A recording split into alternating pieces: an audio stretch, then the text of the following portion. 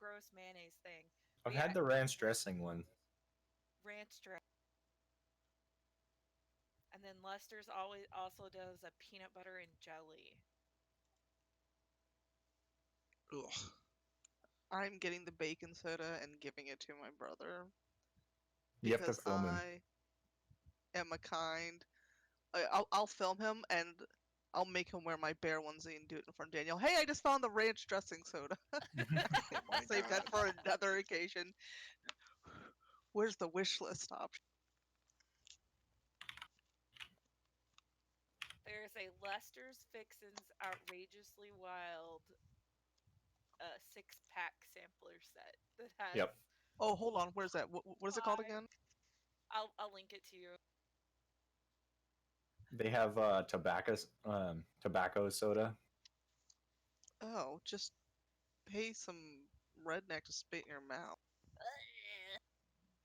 Peanut butter and jelly soda. Pumpkin pie soda. Dirt soda. Grass. Like they've got a ton of different ugh. Yeah, Barf? it's There's a barf soda. oh, it's like fucking Why? boozled in drink form. Yeah. Just, ugh. Part of me wants to just like buy a box Salty of that watermelon.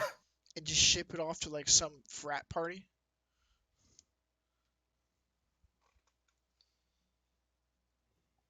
It sounds And like the shit that's Amazon recommended sour cream and onion flavored crickets to go along with your ranch Mm. soda. That sounds great. drinking a bottle of ranch. Have some crickets. This is like the kind of shit that people should be able to buy at Walmart You and just know, weed them all out. they probably can. I wouldn't be surprised if it was sitting on a Walmart shelf somewhere. It sounds like something that would be like in the Harry Potter land down there in Universal. Probably. Burn. Larvette's barbecue flavored mealworms. Oh, Oh. Ugh, that's so gross. You know what I thought would be okay, but was really disgusting? I'm Pink afraid to ask. lemonade soda. Pink lemonade soda. It's Doesn't actually not that bad. Brisket make Always- something like that? There's also Always Avery. Always Avery's. It's called Kitty Piddle. that's What? disgusting. Holy shit. Okay. There is a ham soda from Jones. There's peep soda. There's mutton soda, which is like really gross looking. It looks like goat blood. And then there's Robin's egg soda. Takes all kinds. Yeah. Takes Yeah. all kinds. I'm just gonna go ahead and say no to that. Probably a good idea. I found a can of mutton on Amazon. Corned mutton. I feel like at any point where you're looking at buying food on Amazon, you're fucking doing it wrong. Right. I've done it before. I know you've done it before. Like the only thing that only like I've sent myself snacks before, and like I actually just sent like $100 worth of groceries to a friend of mine because she had to take her grandson as an emergency thing, and she didn't have enough stuff on hand. But that's all like dry goods and brand name. It's the non-brand names you have to be careful of. I have legit ordered food through Amazon Prime Now when I lived in Austin because Prime Now is amazing. You know, see, like when you're in a major city like Austin, I could see it being worthwhile doing it because there's typically like 17 fucking Amazon distribution plants in the area, right? Yeah, you get Yeah. like 1 or 2 hour delivery. Yeah, Yeah, well, with it's the Amazon same Prime thing Now, here. it shows up in like an hour. Yeah. And to be fair, I was like sick. So I'm like, I'm fucking not going anywhere. I need some dry goods and toilet paper. That's my default. Not going anywhere.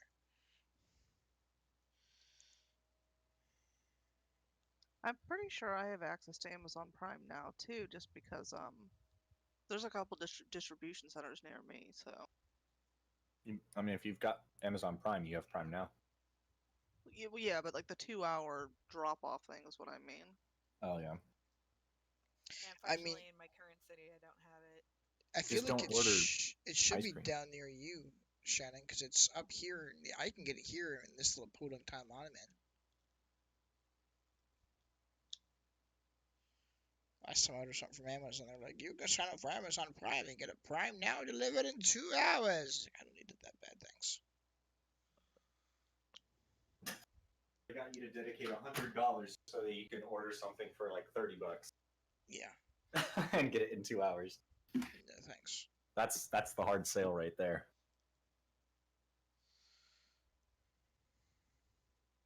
I've put enough aside paying for these Dungeons and Dragons games. It has been my fluff sales or funds or whatever for the year. I'll pass on the Amazon Prime. Is everybody in the Roll20? Looks like Sisu's Except missing. Sisu. Kuna I'm Matata. loading in now. All right. Well, while you're loading in, we finished the last game with you fine folks, finally making your way to the city of Waterdeep late in the evening. I'll be right back. Alrighty. You made your way down toward the oh so fun Temple of Shining, whatever the fuck this place was called again. I can't remember the name of it. Hold on, I got it right here. Spires of the Morning, Temples of Lathander. Calabin rode the wagon straight through there, making a beeline for it after vouching for Zirio at the gate so that his front dark elf heritage didn't get him thrown in shackles and chains. Upon reporting to the High Lord of the Temple here, he basically just walked out and left you guys to whatever the hell you're going to do. So you're now all standing in the antechamber of the Spires of the Morning, Temple to Lathander. It is about 7 o'clock at night at this point. Wait, so Zirio and Lacuna came with me?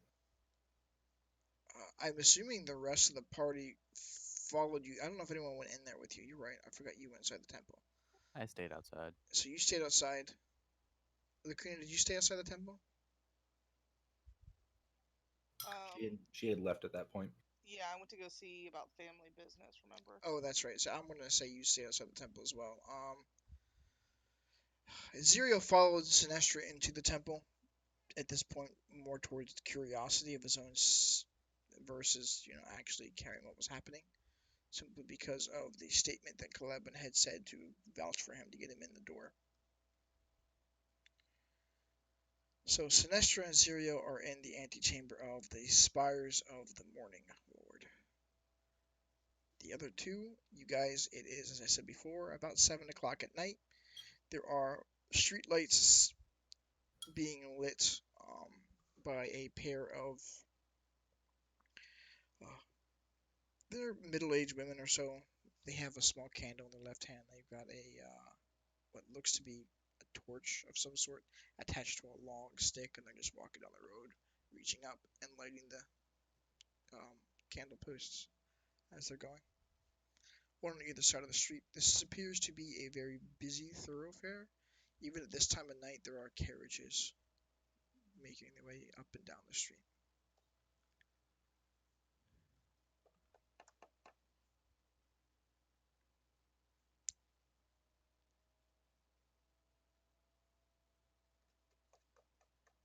I'm just gonna wander down the street a little.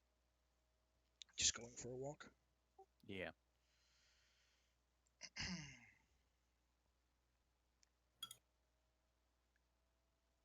You're walking down the middle of the street? Off to the side. You should walk down the middle of the street. Yes, you're walking down the middle. You just walk down the middle of the fucking street. Why not? You're probably better off that way.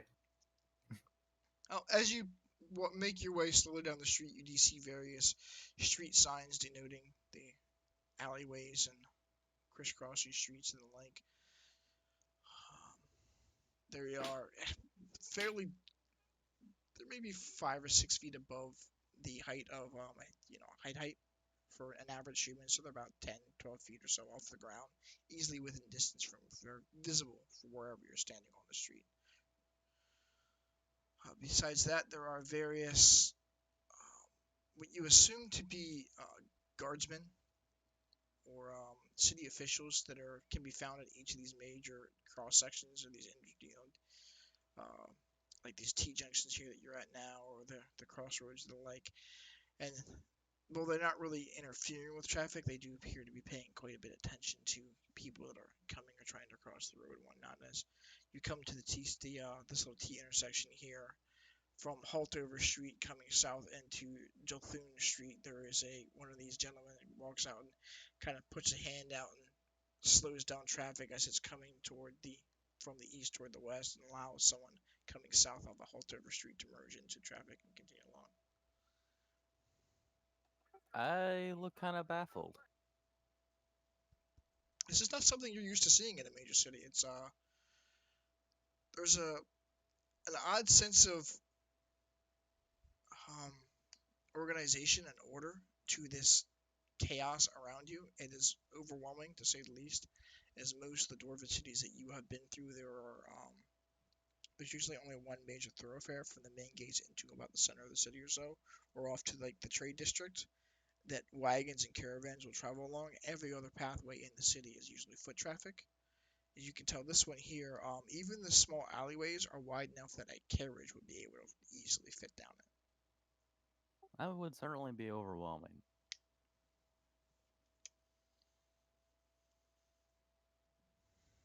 As you are standing here looking across the intersection, thinking to yourself, well, there's got to be something here that's amiss. Um, the streets themselves, even the streets themselves, look like they're consistently swept and kept clean. There's none of the usual horse dung, splayed across the middle of the crossroad as you're used to seeing in the towns you've passed through beforehand. Huh. I just kind of sit there and think to myself, whoever's doing this is making a killing. While you were thinking that, one of the carriages that's coming from Hawthorne Street and moving south and merging into Jolthun, the horse relieves itself in the middle of the road, and off to the side on the corner across from you, a small halfling wearing primarily brown clothing. He's got a large push brush broom in one hand and a kind of like a scoop or pan in his left hand. After the horse is out of the way and traffic appears clean, he hurries up and goes to the street, kind of like scoops it into the pan, and then goes back to where he was and dumps it into a bin there, and it appears to just be like watching the horses as they're going through.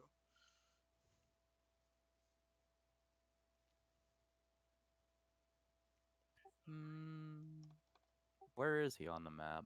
He would be across the intersection from you. So directly east from you on the other side of the street corner here. Is Claptree cleared or?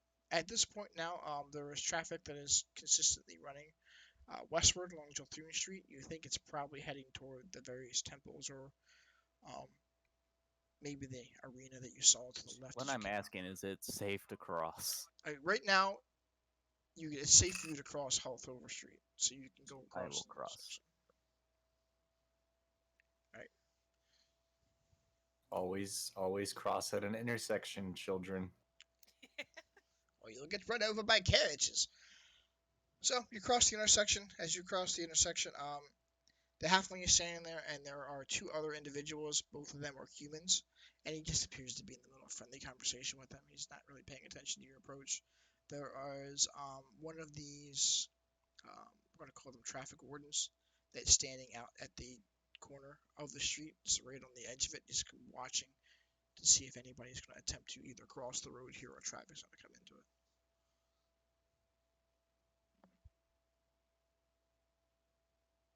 So who's by me right now?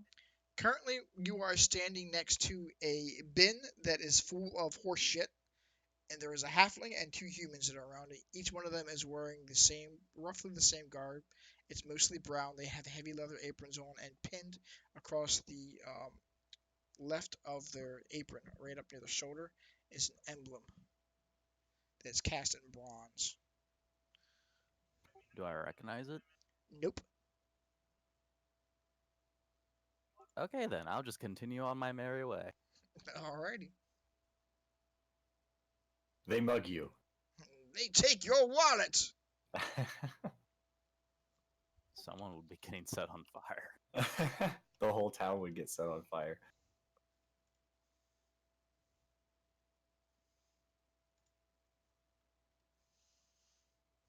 I will say it has taken you about a half an hour to walk down to where you have from where you previously were. It's Yeah. quite a walk. This place is huge. Yeah, you have traveled That's quite a bit.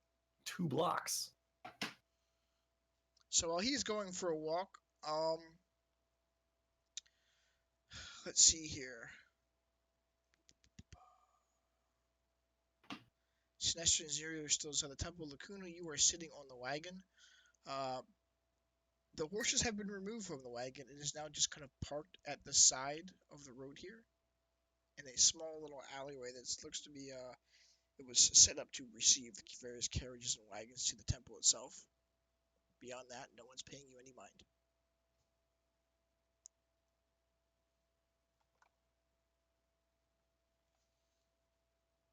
I'm trying to think of something clever to do, and my mind is completely drawing a blank. As you I stare off into the distance, yeah, someone hooks up horse. Never mind. I try to kill Sinestro with my mind. No. I pick up Cookie and I put her in a somewhat secure pocket somewhere about my person and decide to try to find some place regarding my family's business. Is that Alrighty. okay? Yeah, that's perfectly fine. You step out of the wagon. You are met with an overwhelming scene of various bits of traffic and people just busily walking up and down the street.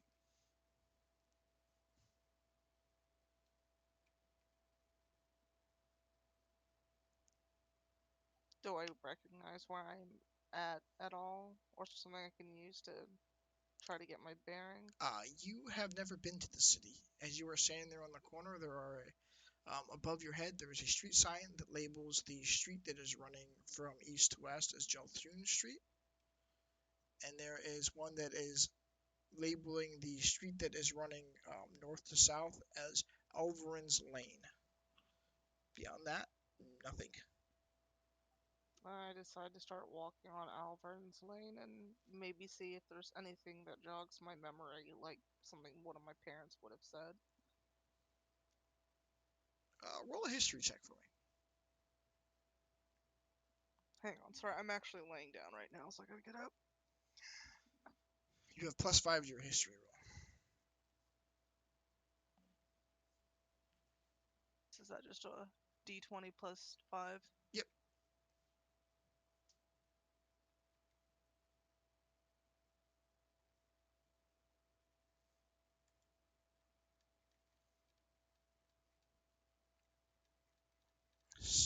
Dirty 20. All right. Let me find this here.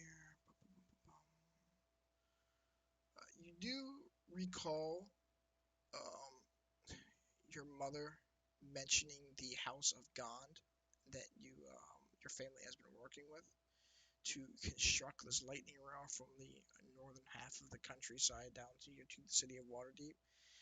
You recall her mentioning that it was based in the Sea Ward in the northern part of town. Beyond that, nothing else is coming to your mind. Can I just make my way towards that? I mean, you can start meandering your way north if you want to do that, or you can find someone to take you there. I'll walk. Okay.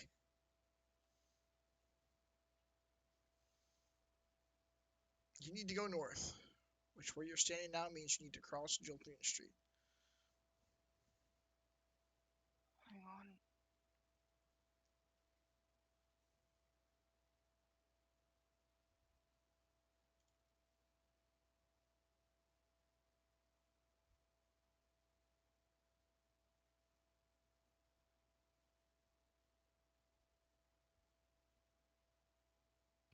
I don't even see where I'm at on this map. Oh my god, it's huge. keep us It's massive. a massive city. You're over on the west side of the city. There should be a little star on the map. It's Sahag and Humble. You're a little right of that.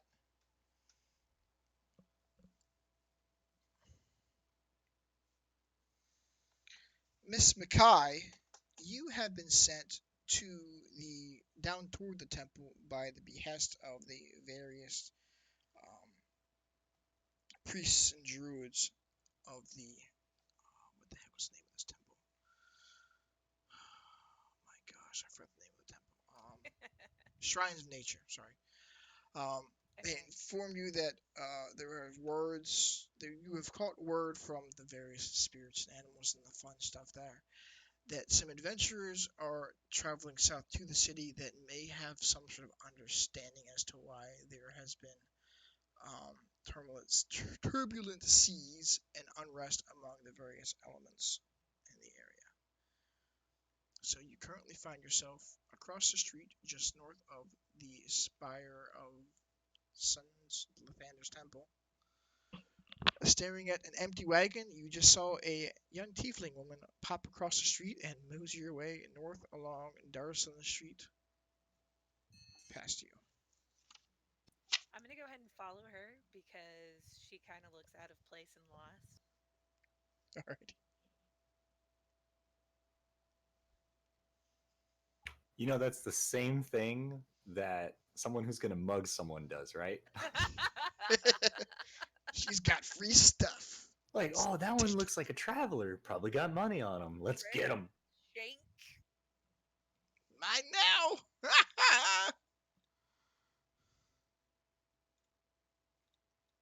I hate to do this. I can't sit in this chair. I'm gonna go see if I can find that pain medication and come back, but I can't sit upright right now. I'm really sorry. You do what you gotta do. Be free. Fix your Be back. like Willie. Yeah, I'll see if I can set up something downstairs where I can lay down and still be able to roll shit. Alright. I mean, worst case, you could just talk in the Discord here and we can do We the can roll rolls and for shit you. for you. Yeah. Oh, let me go see if I can find that pain medication first. Also, Okay. Willie's not free. He's in every pair of pants in half of the people in the world. Alright. Oh my god. Beyond On that. that note,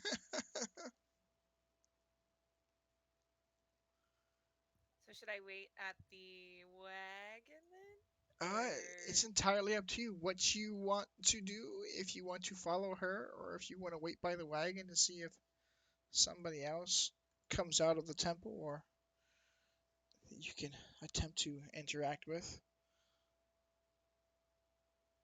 those that have come out of the wagon. You saw two of them enter the temple. One of them is traveling north, and the other one went east along the street.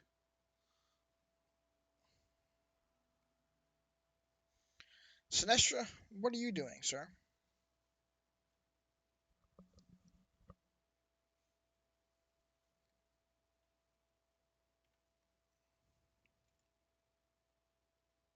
I think he muted himself again.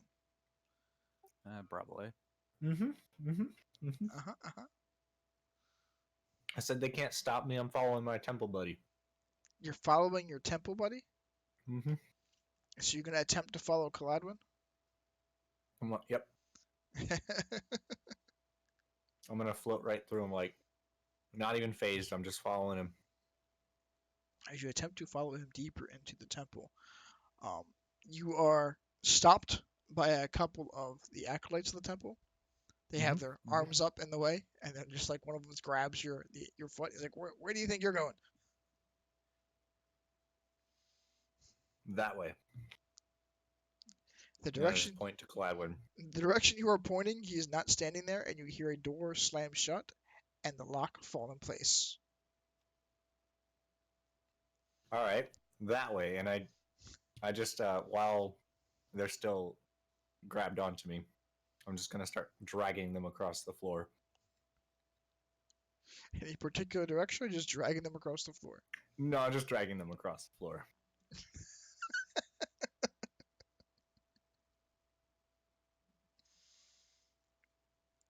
So you are dragging them across the floor, and they are bumping and stumbling into the various pews and benches and all that fun stuff among the I wonder middle. when they're gonna let go. Another one of them comes out and grabs your other foot, and they forcibly tug you down to the ground, so you are standing down, like on the ground. And like, please just walk while you're in here. I hover just about an inch off the ground and make walking motions as I start floating away backwards. They just sigh in frustration, let you go, and go about doing their business in the temple.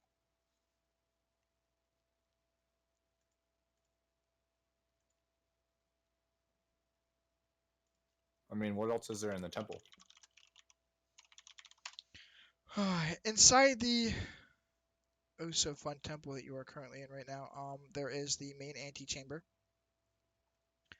where it looks like the typical like daily communion like would be held. Um,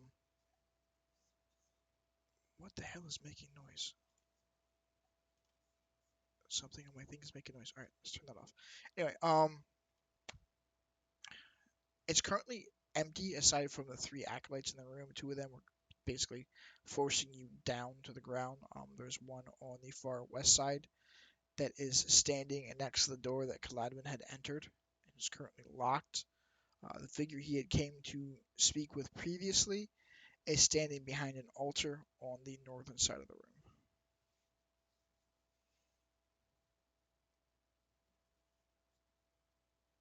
Well, I'm just gonna float over to Zirio, ask him what he wants to do.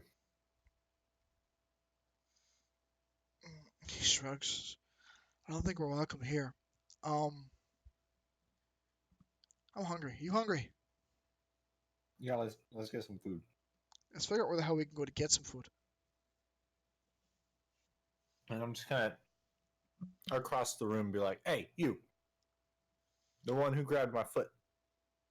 He's like nursing his wrist and like his ankle. So you bumped him into a few things. Yeah, what do you want?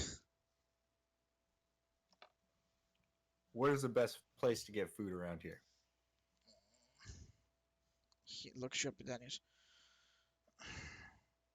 You can afford. Probably looking for one of the local taverns. Did I say that I can afford, or did I say where is the best place to get food around? He scoffs at you. Why don't you join the rest of your kind down there at the yawning portal? I'm gonna give him a nice little grin, and gonna float right over to him and get in his face. Want to Okay. be rude to me? So you are now about 2 inches away from his face. He is glaring knives at you. I'm going to cast hallucinatory terrain. What level's that? It is 4th level.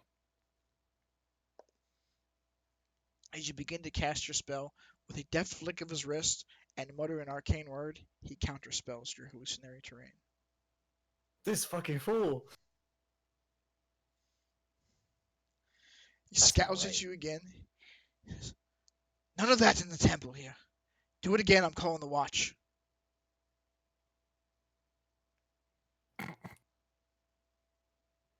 This guy's a dick. I don't like him.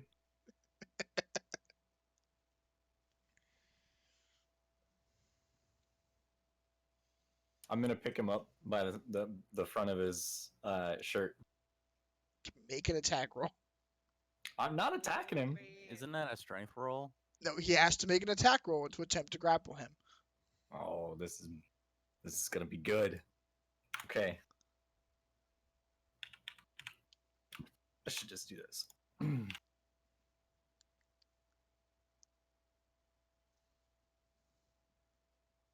Plus whatever, I But forgot. Plus 2 for Would your be strength. And how long have you been in Waterdeep?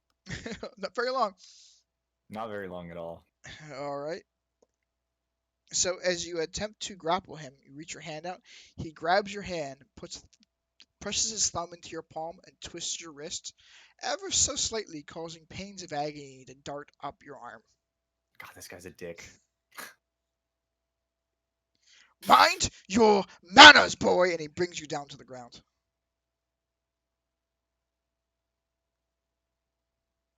I feel like you should mind your own manners. While all this is going on, the gentleman that Cloudman had spoken with previously comes over. What's this about? He immediately lets you go, steps back 5 or 6 steps, stumbling back. He's being rude and disrespectful. You're the one being rude, boy. Go clean the altars. Stumbles back, bumps into a chair, falls on his ass, and manages to get himself up, stares daggers at you, his face red in embarrassment and anger, and just goes off into a back room. Wonderful. He comes over and helps you up, to back up to your feet, and wipes off your shoulder and mutters a short prayer to Lathander, and you feel the healing light wash over you. Apology for that. One's a bit more pig-headed than the others. What are you looking for? I was just asking where the best place to get food around here is. None of the fancy joints are going to be open at this time. They usually shutter their doors and stop taking patrons around 6:30 or so at night. I doubt you'll be able to make your way into the SeaWorld anyway at this hour, with the commotion that's been going on around town. Your best bet would probably be doing one of the local taverns. The Yawning Port was fairly busy at this time of night, adventurers and the like, and being host to the Mad Mage's dungeon and all that fun stuff. You might have better luck there. I hear the food's pretty good. Thank you. And I'm gonna go peacefully. That's all the dude had to do. Just answer the question. Why is he so rude? I want to fight him. He's He's over gonna in the kick my ass. He's over in the corner of the anteroom here, and he's just picking books up off the shelves and like brushing them off with a rag and then putting them back on, and he's staring at you and mumbling things to himself. I'll give him a very, curt nod. Just like, that's all we had to do, And then I walk away. I'm not gonna incite it. But if that dude is so rude again, he's going down. I don't care if I get my ass kicked. He's going down. He's going downtown. Anyway, so he told you. He gave you one suggested place where you can go. There are various other spots in town here if you want to try and talk to somebody else or find another spot to go to. It's up to you. Zero is currently waiting at the front door of this the temple. He has the door open and he's just holding it open, making this gesture like after you, waiting for you to approach. And I go out. I'm just gonna. This is it. So I heard all this guy's instructions on where I should go and all that, but this place is freaking huge. Oh yeah. What way did he say to go? You didn't ask him for directions. You just asked him where you think you should go. Yeah, where did he say we should go? He said He suggested the Yawning Portal. He stated that he does not think you're going to be able to get into the SeaWard, which is the northern part of the town, at this time of night, because there has been basically a bunch of shenanigans and shit going on in town. And all right, the fancy parts of towns have been locked down. We're going to the Yawning Portal. All right, so you guys step outside of the temple here. It's fucking humongous. This map is fucking huge. You come out the street corner. As previously stated, the wagon is just sitting there. It looks to be parked off to the side. There's a little parking space, basically, where the wagon has been pulled into. The horses that were affixed to it previously are gone. You don't know where the fuck they went, but they're gone. Lacuna is not in the back of the wagon. Sandor is not there. The street is just busy with a bunch of people walking up and down at this hour. Various it's just citizens. There are some that you I mean, think is look. there anything of worth still in the wagon? Um, I don't think you guys left anything in the wagon that was too concerning for you. You bought food and rations that would last the period of time of travel to get to the city, maybe a little extra. I know Lacuna has some of it in her bag of holding. Yeah, that's all safe I in don't, her. yeah, I don't think there's anything in there beyond like just basic provisions and food and stuff that's just been left in the wagon. I'm gonna make my way back to the wagon. Yeah, he's making his way back to the wagon. He's slowly All making his right. way back. Well, I mean, I don't care about any of that food stuff because, like, me and Zero can take care of ourselves. So I just walk off.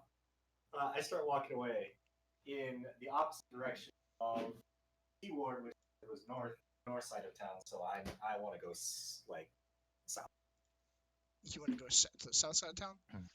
I want to go like down Trader's Way, hang out, see what's up. Makai, have you made your way back toward the wagon at this point? Is that what you're doing? Yeah, and I'm currently in wild shape. I am a tabby cat, just kind of minding my own business. Trying not to look suspicious because I've been hanging around in one spot. Okay, so through your little tabby cat eyes between the legs of the various people walking by and peeking your way through, trying to get a better look of it, watching the front door of the temple here, you do see a um, rather pale individual. You recognize him as being an ASMR, and then you, ahead of him, holding the door open, there is a dark elf. Uh, this sets off a few alarms in your head, as you have not seen any of them walking the streets, and the rumors going about that the common knowledge basically is they're a bunch of assholes that are just out to murder people. I kind of wind my way over and wrap myself around the ankle of the ASMR and just kind of trot 3 feet away and meow.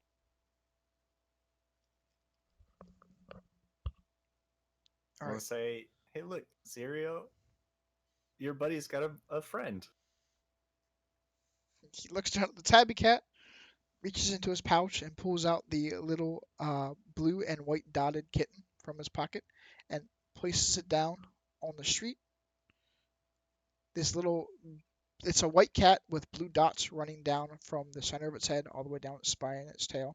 Aside from that, the fur is all white. It walks over, prances over to you, Makai, sniffs you a little bit, and then just sits down in front of you, staring.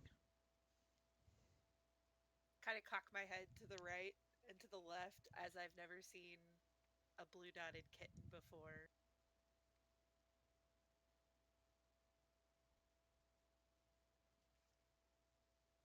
Wow, that was very anticlimactic. I know. Anticlimactic. I mean, I could boop it on the head or You could with try. my little kitty paw. Your little kitty paw. You could try. Okay. Well, if they're not gonna do anything, I am just gonna just walk. I'm gonna go. I'm going down this way, down Trader's Way. Down Trader's Way. As Mhm. you start to walk off, Zero grabs your sleeve and goes, "Why don't we try and find some directions, or I don't know, signs? There's got to be something this big on this town to follow our way around." This is the Trader's Way. I'm sure traders know where to eat. There's got to be somebody around here that can help us find something. A uniformed individual, perhaps? The city watch, maybe? Oh, I pop out a wild shape. It's like, oh, I could help you. What the fuck? Ah, why am I surprised? As I'm like 10 feet in the air, that I've just floated in shock. So, you want to describe your character to them, Makai? I'm a 6 foot tall, kind of sea worn druid. Um, she's been kind of living in Waterdeep for a while, helping like ship captain, merchants, and whatever, um, kind of of like make their way through the seas of Waterdeep, and uh, that's just how she has lived her druidic life, as being kind of like a sea priest. Um, so So you're a Drew dad. you're dead. Okay. I'm still 10 feet in the air.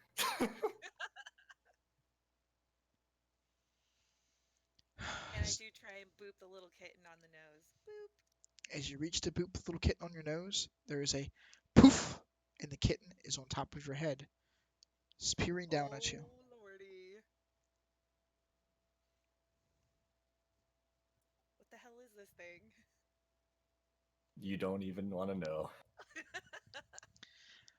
Zero slowly walks over to you, reaches up, and takes the cat off of your head, holding it in his arm, and he's just like slowly petting the back of its head. Um, Sorry about that. She's a little feisty. I'm going to float back down. Anybody who the cat lands on is cool. I trust the cat more than That's anyone good to else in hear. this entire party. Well, that's good to hear. I'm not sure trusting chaotic fey beings is the best way to lead your life through, but to each A their own. chaotic fae. Hey, she's chaotic. I'm chaotic. We gotta be the opposite of each other all the time, apparently. Because that's what she does. Every time I try to do something, she's like, I'm gonna do the opposite. I think the cat just likes messing with you, Sinestra. So, are you guys looking for food or shelter or Food. food? May I make a roll to help find food, Ned. All right, yeah, go ahead and let's say this is a survival check for you. Okay. Can I help? You don't know where the fuck you're going in the city, but yeah, you have a direction. If you want to tell her where you're trying to go, I will say you can have advantage on that. All right.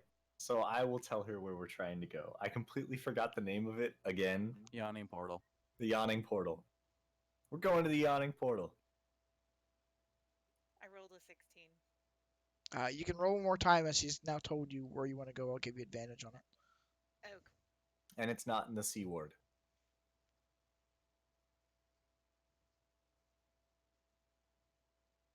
Whoo, nat 20. Smashed it. Yeah, you know exactly where this is. You proceed to tell them directions. Just because you don't know directions, I'm going to refer this to you. So after you tell Makai where you want to go, she tells you, well, oh, that's easy. Just go back out here east toward the high road, follow that south down to the T intersection. From that you're going to that T intersection. You're going to go south again onto Snail Street. Turn west on the Soothsayer's Way. Take the fourth left on the south onto Cook Street, and it's your first left. It puts you right there on Rain Run Street. So wait, Soulsayer's Way and then left? So as you guys are going about this, and she's attempting to continue to relay the message, uh, puttering down the street, you do happen to see one of the, for lack of a better word, they're like taxis. It starts like moseying its way down, catching a glance of it. There is currently nobody in it. So, Makai, if you want, you can, wave a hand and, get the attention of the Dre. Sure. All right. So, I'll flag down the taxi. you see it coming by in a courtesy. It's probably easier to do it this way. You flag the taxi down. The carriage slowly manages to veer its way off to the southern side of the road, where the rest of the party here is gathered. Um, Sitting at the helm of it is a young tiefling man whose skin is it's kind of like a greenish hue of it. His horns look as though they've been filed down. They begin to curl out his forehead, but then they just abruptly stop. And he just smiles and says, "Where you going, mister?" Um, the name of that place again. The hollow what? Yawning temple. portal. Yawning portal. How did I get hollow out of that? Yawning portal. I got temple something. Yeah. We're at the temple Yeah. All of right. Jalander. I don't even. It's Lathander's temple, the shining Lathander. spire. I was close. Spires of the morning horde. Anyway, so you all pile into this carriage, and the green tiefling sitting on the front bench says, "Yeah, sure, no problem. I'll take you right there. That's gonna be 4 shards. One What? shard is a silver piece." Oh, okay. Cool. So, here's your 4 shards, and then I look over to see our new friends here sitting there, and I'm like, "Oh, you're coming too, I guess." Am I here during all this? You are across the way, Sandor, and you see them all begin to pile into a carriage. Are you going to hurry across the street to jump into the carriage with them? I'll activate my fly ring and jump in with it. Okay. I don't feel like crossing the street like normally. So you activate your ring, you float up 20 feet or so above the street. Some kids nearby go, "Look, mommy!" She takes his hand and pulls it down Floating and says, dwarf. "Don't point, it's not polite."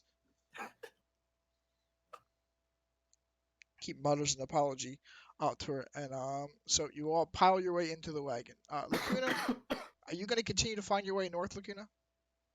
Is she here now? I She's think not she- here. She's gone. I just heard. We'll just assume that she's gonna continue going wherever she was going. All right, we'll do Yeah. that then. So you guys are going to make your way east out to the And north then road, south down the road. and then And then take a south left. down the at the north t- road, down to the T, All the way down here. all the way down to the T intersection, All the way down here. all take the the way south. down to the T intersection. And you go Snail Road. And you find Snail Road, and it goes over He's a to Cook beast. Street, This guy knows what he's doing. and he Oh. pubs your ass down, and boom, you are standing outside of. You are now brought to the entranceway of the yawning portal.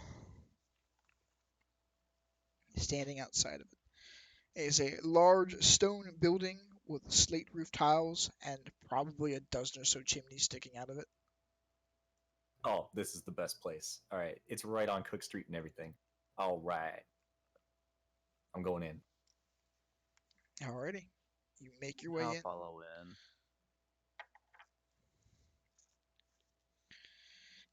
I assume everybody's gonna follow their way in. I mean, I'm gonna look back at this Drew dad that was a cat and just be like, I guess you're coming too? Yeah. I seem to be in the right place. Do they See? know I've been sent, or No, we have no clue who you No, are. nobody You haven't here. even introduced yourself, like your name or anything yet. Oh, You just shit. kind of were like, hi. And then you followed us. So I'm kind of sketched out. Well, nobody asked her either who she Who's was. your new Wait, friend? I didn't then? think I was gonna have to spend more than 30 seconds with this person, okay? I look over at our new friend and I look back to Sinestro and go, "Who's your new friend?" oh, I'm just gonna say, I don't know. Sorry. I'm a Yeah, Kai, did you steal this person? a druid of the what was it, the Emerald Conclave? Yes, that would be Oh. the Did he steal your organization books you're with. too? Do what? Did he steal your books too? Who That- stole my books? I That point is a to S- personal thing, okay? I only do that for one person, okay? No, nobody has stole my books. So, or have stolen my books. I just kind of give a clap to Sinestro. Well done. It's like, would you rather Lacuna not be here? I kind of shrug. She's just not walk here. in. Where is she, by the way? Zero asked everybody. In She's the wagon last when I left to wander Nah. east. She said something about family in this town earlier. I don't know. Maybe she went there. He So we shrugs. have no we none of us have any clue where exactly she went. No, She nobody just knows where she walked went. off, She which just what Yeah. walked. she usually does. So I'm not concerned. Nez, would they know of why I got sent here, or who the We people don't. were, or We have no No, clue. none of them know why you're here or your reason to be hassling them at this juncture. Is she staring at me because my face looks scarred as hell? I don't know. You guys haven't explained yourselves to her. You haven't introduced yourself. You haven't told her what your characters look like. You got to do these things before you get the reactions you Well, want. we haven't gotten to that point. That's why I'm not asking any questions. Like All right, so you guys enter the tavern. Um, as you walk in, Makai, the familiar face of old Duran, who is a human male, standing behind the Jesus Christ, brain fart. He's standing behind the desk or at the bar. Sorry. He waves at you. He immediately recognizes you, Makai, as you walk in, as you are fairly tall and an easily recognizable figure. Hey, Makai, you here for the usual? yeah, the usual. I feel like you should have to explain what the usual is. I don't even know what the usual is. You can It's pick whatever whatever the the hell the dude usual hands is. me. This you can pick. This is your moment. It's an improv moment here. You decide what the usual God, is. It could be as strange as you want it to be. a It could full be two bottle of quail eggs on upside down on a. no, it's a full bottle of wine, and it's all mine. Perfect. So he And then points I you hear off to that. a table in the corner of the room. And says, I'll bring it over to you. Just go have a seat with. And he notices the three standing on your friends. Do I need to call the watch? Yeah, these are my friends. I don't know their names yet. Strange friends. All right. What do you lot be having? I want some wine too, and also your finest meal, whatever it is. I look at Sinestra, think about my past experience with the keg, and just go, water. Oh man. Sounds like a story. Uh, while you guys are all conversing and having this discussion as to what you're going to have, his eyes have not left Zero 1 minute. I'm He's gonna look over just to Zero. What do you staring at want? this dark elf. Yeah. Looks at Duran. Water's fine. Water for him. Anything to eat? Uh, let's get a table first. Let's go sit down. Okay. Duran says, I'll bring that right over. Continues to motion over toward the table. So you guys make your way over to the corner table. You sit around a sturdy wooden table and lit brightly by various burning candles and is littered with plates that have been cleared of food and half-drink tankards. There is a barmaid that pops up and she is attempting to clean off the table as though it is a very busy night and she's having a hard time keeping up with it. As she sees you sit down, she hurriedly comes over and quickly pushes things onto a tray in her arms. Sorry about that. I'll be right with you. And just bumbles off to what she's doing. There are sounds of gamblers yelling and drunken adventurers singing bawdy songs nearby, or drowning off the off-key strumming of a young bard 3 tables over. All these noises are eclipsed by the shout of "Ya pig! Killing me, mates! You does ya!" as a 7 foot tall half-orc is hit by a wild swinging punch from a human male who's shoving with a shaved head covered in tattoos shaped of eyes. There are 4 others standing behind him, appearing to be ready to jump into the fray. The half-orc cracks her knuckles, roars, and swings back at the tattooed figure. Blood is drawn from the man's lips. Various spectators cluster around the fight. So you guys can decide if you want to join in and intervene or just sit and enjoy your meal. Yes. I'm just going to float above them, just out of arm's reach, and just watch. So you're floating above the gathering of them. Yeah, I'm gonna take my plate and I'm just gonna float above it and just eat and watch. from my vantage point. Your food hasn't been brought over yet. Okay, then I'm just gonna watch until my food gets brought over. Okay. Anybody else? I think I'm just gonna try my best to ignore it. Alrighty. I'm just gonna like do that whole like sideways lay down and just watch Just floating in the air. from just up in the air. Alright, the interior of this tavern. Smack dab in the center of the tavern is a large stone well. From the looks of it, it's about 20 feet across or so.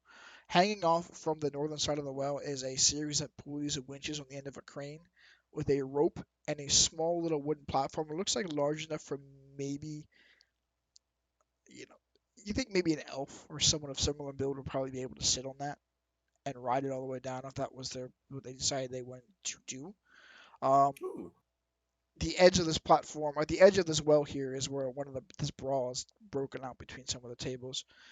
Um, Beyond that, there are various tiers that are going up the side of this tavern. It looks to be about 4 stories tall, and there are balconies on each of the floors coming out, and it's just a cutout that's kind of like looking down onto the well in the center of the tavern. I like this. Okay, I'm just hanging out. Does anybody get like cold clocked? Well, since you guys decided not to intervene with any of this fun stuff, the brawl is going on back and forth between the two of them. This half orc and this human figure, tattooed figure, they're just swinging at each other, hammering at one another. The half orc yells, "Yeah, you're a coward, and you smell like horse shit!" And swings at him and attempts to punch him in the face. He sidesteps and she cold clocks the guy that's standing behind him. I'm just gonna bust out laughing and start clapping like, oh my god, that was great. As she's trying to recover, the tattooed figure comes in behind her and just haymakers her on the back of the head, and she like falls and stumbles onto the ground. Looks a little bit dizzy as she's trying to make her way back up to her feet. The other individuals, particularly the one that she just cold cocked, swings at her as she falls down from the tattooed individual, hitting on the back of the head. He swings wide and hits the tattooed guy across the jaw. Nice. He's still I in like back. this person. Watch your fuck up, bet! You what bastard! The other guy walks in and swings at the figure that hit the tattoo one, Bert, we're going to call him. Smacks him across the face. Another one walks in, attempts to swing at the guy that was swinging at the Bert, misses, and hits the tattooed guy again. The half And then I'm orc. going to swoop in and grab the one that was like dodging and all this stuff. So Just kind of like take him out so you're that gonna those two can just fight. you're gonna swoop in and grab the half orc that's like on the ground then. No. The one that cold clocked the half orc and then dodged the other punch. So The you're one that gonna got swoop in to grab the tattooed individual. yeah. I like that guy. Make a grapple check. So you're gonna need to make an All right. attack. All right, here we go. Here we go. Moment of truth here. Yes. Easy enough. You swoop in, you grab him by the shoulder, and you begin to scoot him off. You're starting to make your way toward that center well. Seeing the direction he's going, he panics, turns and swings his fist up at you. What's your AC? 17. Okay. He tries But I to, also have him grappled. So yeah, he tries to swing up at you because you have him grabbed. He's got disadvantage. His fists fly short. He doesn't have the reach to actually hit you. He's like, let me go. I'm not fucking done with that green skin piece of shit. I'm gonna either, if he doesn't stop, and I'll tell him this, if you don't stop, I'm gonna drop him in the well. If you do, you get a chair. You wouldn't fucking dare. I take him right over to the well. You're floating him above the well now? Oh yeah. Okay. So as you float him up, you are floating him above the well. You hear a thunderous and there are beady little yellow eyes peeking out of the well. And as you're floating over toward the edge, you see the familiar imposing claws of a troll slamming his Yes. claws into the edge of the well and starting to slowly make his way up. Upon seeing the guy dangling there, he licks his lips as if anticipating a wonderful snack. The man pisses himself when you grip goes, "Oh, how come let me go?" All right. Well, I won't let him go now. I'm gonna take him off the well and put him down in a chair. So you drop him in the chair. As you drop him in the chair, shouts of alarm suddenly ring out as the hulking creature climbs out of the shaft in the middle of this tap room. A monster with woody green skin, a tangly nest of wiry black hair, a long carrot-shaped nose, and bloodshot yellowish eyes. He bares his yellow crimson teeth and howls. You see half a dozen bat-like creatures are attached to its body. They appear to be licking at the various wounds and cuts of the creature. Three more are Oh, circling above him like oversized flies. Everyone in the tavern reacts with fear except for the barkeeper. Doran, who looks about, pulls a heavy greatsword from behind the bar and goes, "Fucking troll!" I kind of want to. I'm gonna attack this thing. I'm gonna drop that guy off and say, "Don't ruin my dinner," and then I'm gonna float back over to the table.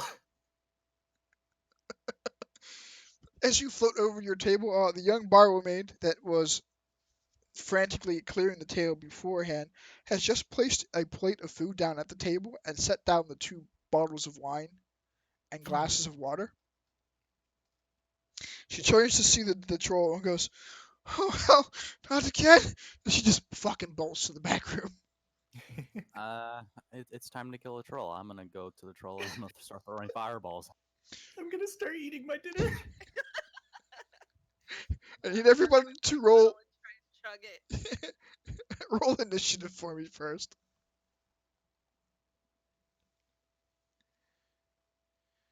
This is very apt. I'm eating dinner. I'm not in this.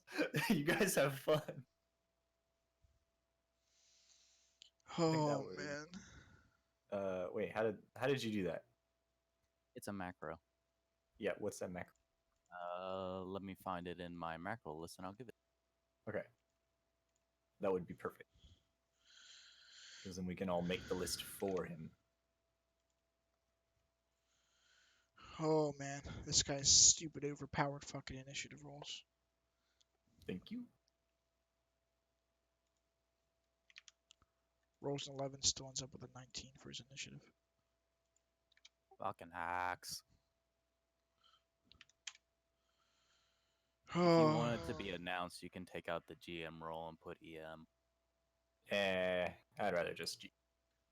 It seems fine. Okay. Need to roll 1 for. I don't have tokens in place for the other two. Perfect. If I re-roll, it's gonna change the turn order, so I won't do that. Oh, I should probably also change it to match my initiative. Let's see here.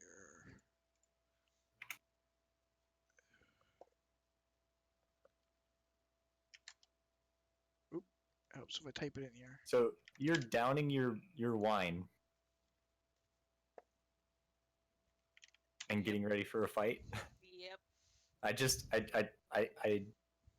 put my hand on your shoulder and say, "Let them deal with this one." Oh man. Take your time. Take your time. We have all night to enjoy this. All right. So, top of the round. Troll is coming out of the well here. Duran has sheltered this thing. Zero sees it popped up. He stands up from the table, and Makai, you see on his left arm, he has a bracer, rather ornate. There are 4 gems that run from the wrist down to the elbow. The second gem up is a fiery red hue. It begins to glow that fiery red, and flames erupt from it and leap into his hands. A pair of flaming scimitars that appear in his hands. He grins and leaps at the troll. Says, "Now for some fun."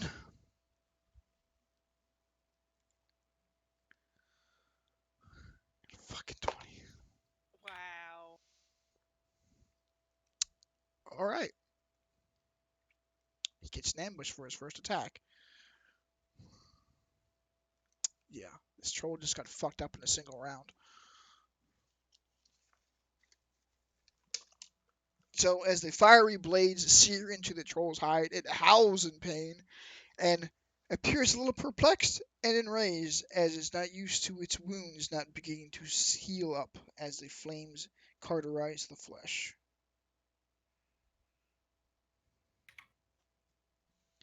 That poor fucker just took 37 points of fire damage. Aw, Muffin. And he gets another attack.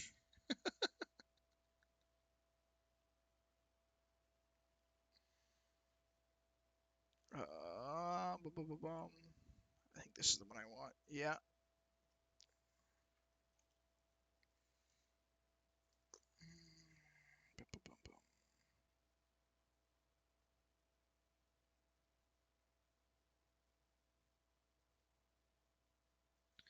And he gets one more bonus attack with his offhand. That one also is going to hit.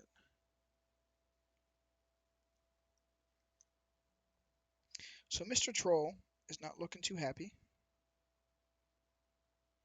It stumbles down on the ground.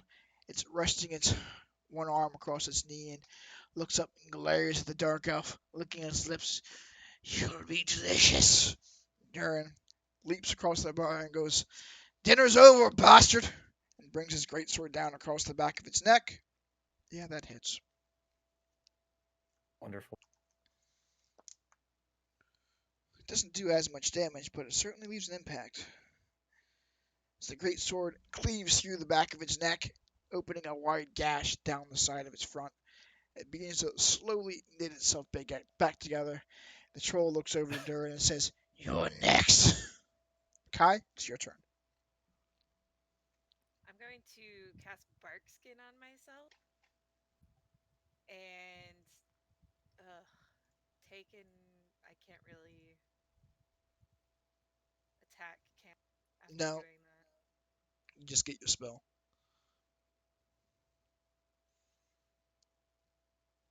Alrighty, so you're casting Barkskin? on myself. Perfect. So Yeah, trolly. Makai enacts Barkskin. The troll stands up to its full 9-foot height, stretches, and surveys the room around itself. As it does so, its flesh begins to knit back together, and the wounds across its body slowly heal.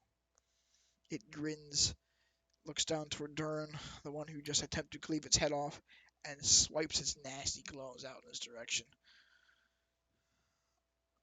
Let's see here. This guy gets. Look, he gets multi attack, guys. Fun. That one misses. That one's gonna hit. Can't believe there's a fucking troll in the middle of town. It came up out of the well. This tavern seems familiar for some reason. I love this tavern. The tavern with a well in the middle that goes to a bottomless pit just seems familiar for some reason. I'm just sitting here eating my food, laughing because that guy pissed himself. Like, So, the troll leans down and attempts to take a bite out of Durin's shoulder.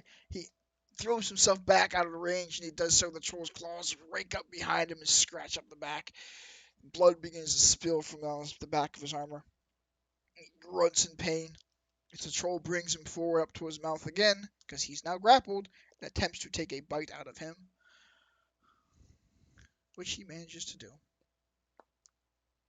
Durin howls in pain as the rotten teeth of the troll sink into his shoulder.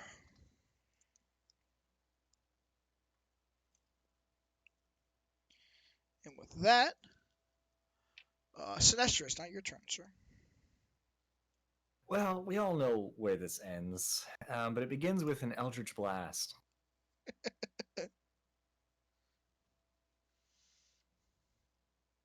Yeah, they're both going to hit. Finger guns!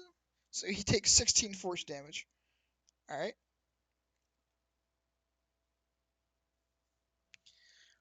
Sandor, it's your turn. And I'm also going to take another bite of my meal. So you turn and shoot him and reach down and bite off your plate.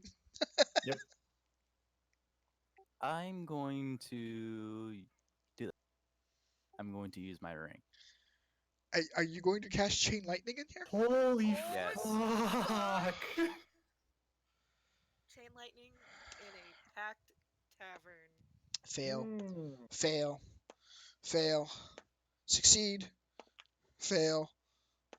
Succeed. Fail. Fail. Alright, so your lightning courses forward.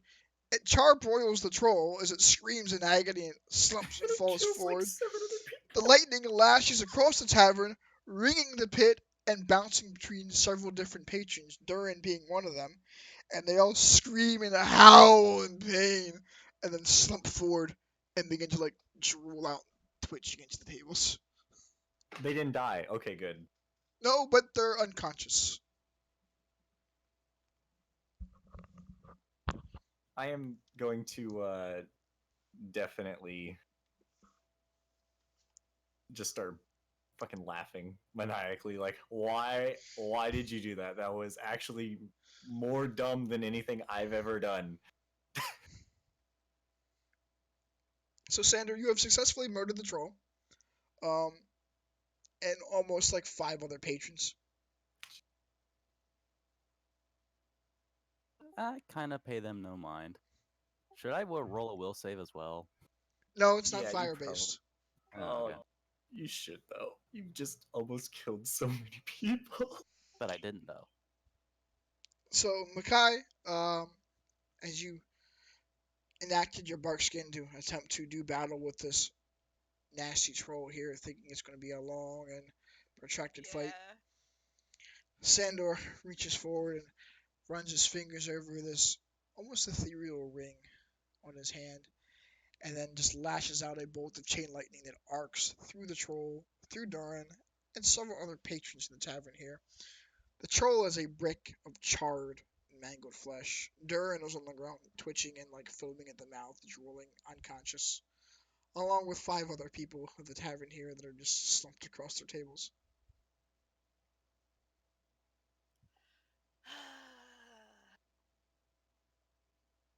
Not what I was expecting, but I'm how many sorry. people I'm died sorry again? that your expectations were so high. But it's the spell says that 3 bolts then leap to target as many as 3 other targets. So only 4 people can be affected by this. Normally, yes.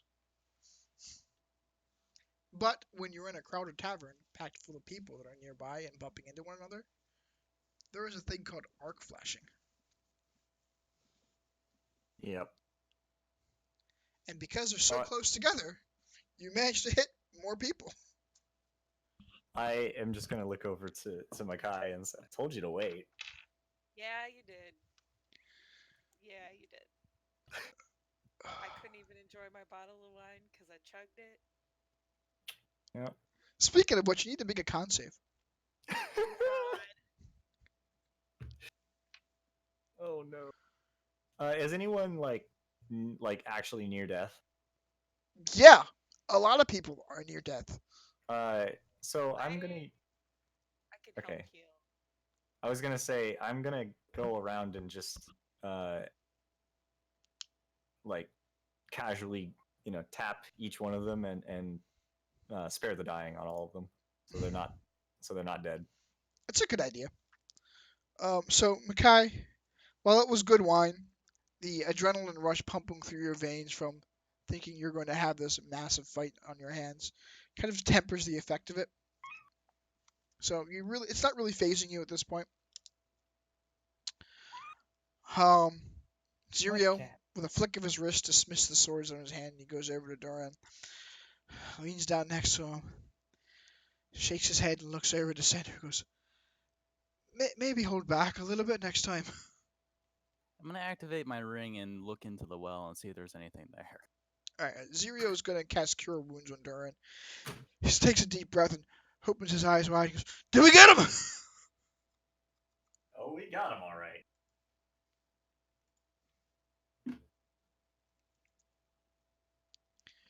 I think he was probably the last one you needed to revive at that point. All of his patrons are laying on the ground, foaming at the mouth, like twitching. Well, he's the closest one where Zirio was. He leaped at the troll and was just right next to him. Um, Hmm. so you I thought cast Zero had more brains than that. Cure Let's Wounds and see. just brought the guy back up to his feet. Um, Beyond that, you have gone. Sinestra's going through and just spare the dying on everybody that's sitting about the tables. As you are doing this, various other priests that happen to be frequenting the tavern come forward and cast healing spells and bring the rest of them back up so they return to consciousness. Um, Sandor, as you were sitting there, a old, weathered, gray figure in black robes comes over and goes, pats you on the shoulder and goes, "Come with me, boy." He leads you You are so out of fucked. the tavern. Do I recognize anything on this person? um, you would recognize that he has the same badge as the magistrate that you saw from the town guard walking into the city. Rip.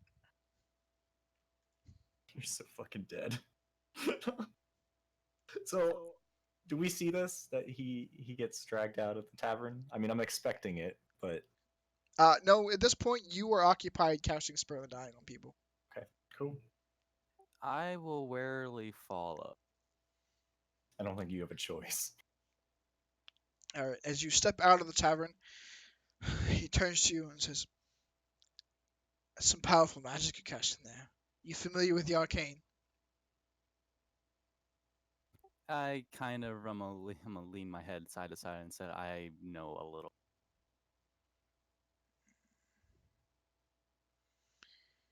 or enough. He squints his eyes and kind of takes a measure of you. And after a brief minute of just looking at you and trying to get a gauge of you, he lifts his hand up so it's just 5 or 6 inches from your face, mutters a arcane word, and there's a flash of blue light as a transparent disc appears in front of you. He rolls his hand around it, and you notice that there are dots set among this disc in vertical patterns from the center, going from the center of it out to the edge. Um, they go around. There's 9 concentric rows of this, and continuing in the same pattern. The dot in the center of it, going straight up to the very top of it, there are 4 lights that just appear in it. The directly right of it, 2 more go and appear. Alright. First level and second level magics. Arcane in nature. If you plan on staying in the town beyond this night, you need to register yourself with the Magistars. There's a 5 gold tax fee for it. He reaches I'll into make his a mental note. he reaches into his robes and pulls out a leaflet of paper and hands it to you. So make sure you do that, and turns and walks away.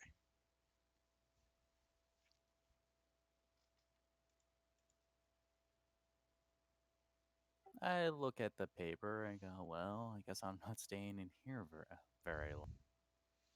The paper amounts to what is basically a warning. It states that if you are of you're an arcane magic user, you are required to register with the Magister of the city. Um, Gives you a summarization of the reasoning why this is. Basically, it says anyone who uses arcane magic that may be for the benefit of the city in dealing with creatures of less than savory nature um, are called upon in times of need by the City Watch to help defend the city. They are, of course, awarded for doing so. The city pays them a fee, but you are required to register with the city and pay a 5 gold tax, which counts for a year's worth of stay within the city. I'll kind of I'm gonna put it away and keep in mind. And I'll go back into the tavern. Alrighty. You're gonna get conscripted. Well, at least he didn't get arrested. Yeah, I mean, I was expecting you to just straight up go to jail for like attempted murder or something. You definitely did break more than a few laws. Is that why the laws of Waterdeep are posted up Yep.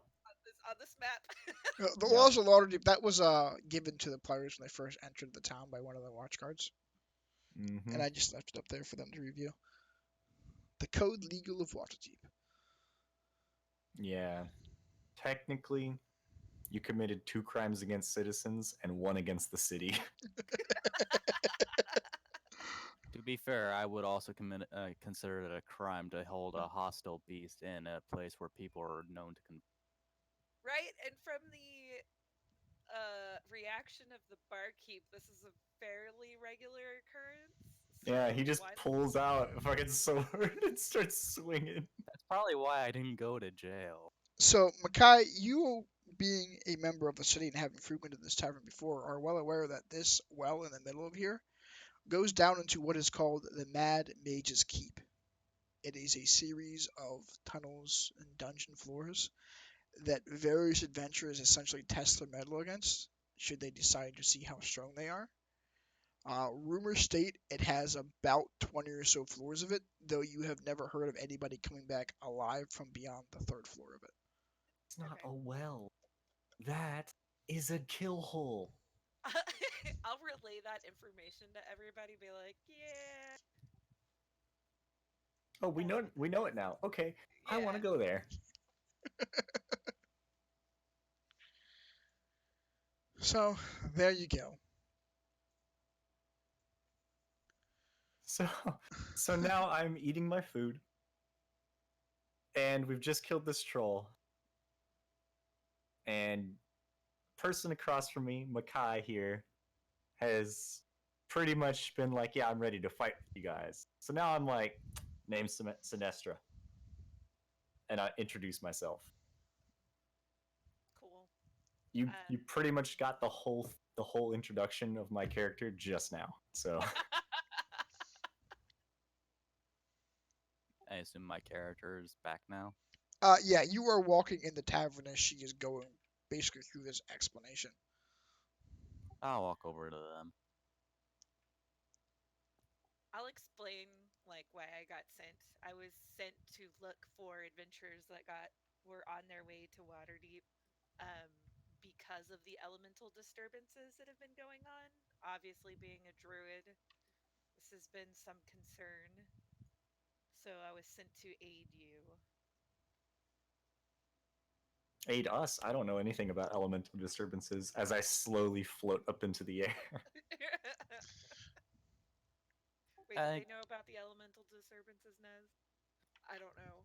Yes, Hopefully you the didn't. rest of the party Okay. is Oh, well aware. we know. I'm just being a Okay. derp. He's being an asshole, basically. Okay. I didn't want to like metagame or anything. No.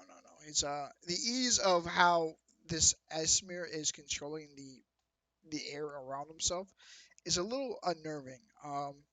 Your familiarity with the various primal magics, those of elemental plane and nature, you sense that there is some sort of connection between him and the plane of air itself, though you can't really put your finger on it. Okay. I sit down and I start taking a drink. All right. I am And the then god of taking 50 damage in a ritual. and then I am after I chug my drink down, I go Sandor Blackstone, and all you basically see on my face is a bunch of burn marks and scars. And I, from my little area in the air, and so they call him Blackstone because that's what he looks like. Oh yeah, Makai laughs.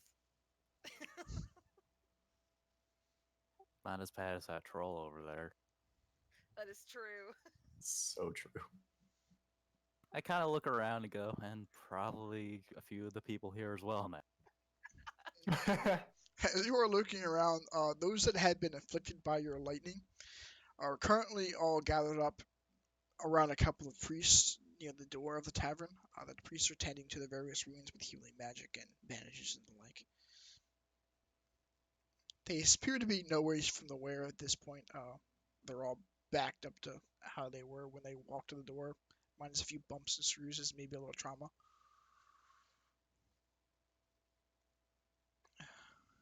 So here's where I pry into your character without giving any of my own character's information away, because that's what I do. So I know you know how to cast some kind of armor. I'm not sure what it is, and that you turn into cats. Are you fighting druid? Uh, Fighty Healy Druid, mainly. So you heal. Have you released the barkskin spell, or are you maintaining concentration on that? Oh, no, that's released. I Okay, I was forgot gonna about say the you're still. concentration on that. Otherwise, you have got this ruddy brown skin that looks like the bark of a tree. Yeah, no, that got released. Yeah, so I think you turned into a tree, and like you turn into a tree and a cat. So I don't know what you do. I'm a good all around type of situation. Cool. I'm gonna point over to Zero and say, "He's the sneaky one." Okay. The And dark then I'm elf just gonna sitting finish my across meal. from you takes a sip of his water, sets it down, and nods, says, Zero Xylocent, town of Smash. I'm not sure how the hell I got up here. There's some dealing with the Underdark and a deep gnome. Gave me this, points to the bracer on his arm. Trying to keep, points to Sinestra, this idiot from killing himself so far. Can honestly say I've never seen a dark elf in Waterdeep. So, He pulls his hood up over his head and like tugs down a little ways. Doesn't feel too welcoming here. I don't blame him.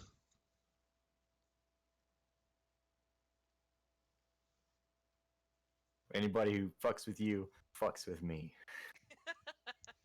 I don't think we want to fight the whole city. no, no. But we will if we have to. And then I just take a drink of my wine. Can we do it tomorrow when my chain lightning comes off? I'm not able to do that. Yeah, just next time let us know when you're about to do that so we can get the fuck out of there. Well, none of you are in danger. That's fine. But still, yell Zero, bananas or something. Zero looks over at you and goes, Just because I have quick feet doesn't mean I need to worry about dodging lightning bolts. I had faith. Shakes his head. He rolled a natural 20 on his save, by the way. Yeah, he does that a lot. Otherwise, he would have been fried too with your lightning bolt. Anyway, so you are all sitting about the tavern here. The young tavern girl who comes over, introduces herself as Bonnie, asks you, fine folks, if there's anything else that you are looking for this evening. I ask Zero what he wants to eat because I'll order it for him. He doesn't want to. He doesn't want to be seen at the moment. Um,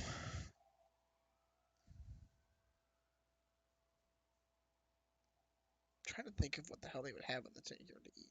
I'm gonna go with a typical bar fare. He orders some chicken. Pretty simple. Chicken with a side of mashed potatoes and another I'll take water. a steak, please. She pulls out a tablet and jots it down. Chicken, steak, more water. And Anybody then else? I point at our druid friend here and say, "What do you want? Oh, I'm good. I'm good. No more wine? Uh, yeah, why not? Another bottle of wine. She jots it down. Looks at the table, tallies it up. 7 gold. I'll get that right in for you. I give her. You paying? Yeah. All right. Sinestra's paying. As she walks off, a elderly-looking man that's looks like he's had a few too many steaks. He's a little heavyweight. He's wearing some fine clothing. A nice leather overcoat with it. Bums his way over to you and goes, You be adventurers, am I right? Only as right as you would consider any other travelers adventurers. You look like you can handle yourselves. He points to a chair and says, Do you mind? I'm just gonna give a weird nod and go back to my food. Tugs the chair out, sits down, scoots himself in. can't get quite as close to the chair as he wants as his belly gets in the way. Let me be blunt. I could use your help. Still eating my food, but I raise my eyebrow. With So the figure who has approached you is stroking his mustache and adjusts his floppy hat, tightens his scarf.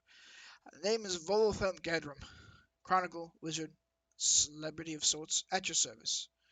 I trust you've noted the violence that has been springing up in our fair city these past, well, few days, or maybe you haven't been here that long. Anyway, shit's going bad.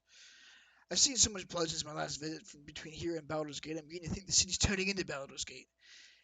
My friend has been misplaced, and I haven't been able to turn up him anywhere. I need help finding him. Your friend's name? Or your Floon, friend got a name? my friend's name is Floon Blagmar. He's got more beauty than brains, and I'm worried that he took the bad way home a couple nights ago, kidnapped or worse. If you can agree to track him down with old due haste, I can offer you each 10 dragons apiece now, and I'll give you 10 times that amount when you find him. I look over at Zero and said, "You seen any pretty boys?"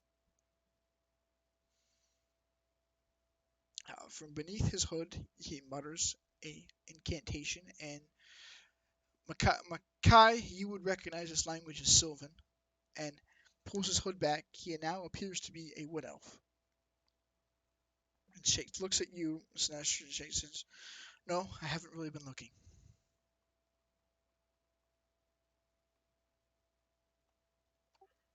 where'd you last see your friend? Leaving this tavern here 2 nights back. Are you sure you left or didn't fall down the well? He shakes his head, puts his hands up like, I just don't know. I, I keep telling the buffoon not to take the alleyways to the north. Go down and walk down Cook Street. Get home that way. But he insists that the alleys are safe. I think the idiot went back that way on one of the rainier nights a couple nights back and got, I don't know, bumped over the head or kidnapped or something. There have been rumors of creatures coming out of the sewers at night. And I'm afraid something took him. And when he says that, I think of the mage dungeon basically that's down below the well. Yeah, that's where my mind went to. Yeah. And I smile just a bit because I want to go there anyway. So you think he got dragged under, huh? He follows your eyesight and everything. No, no, no, no, no. We would know if the dumbass went down there. Trust me, he's tried before. Is there any other ways down there besides that well? To get to the dungeons? No. That's the only way into the Mad Mage's mazes. Hmm. I mean, that's not a whole lot to go by.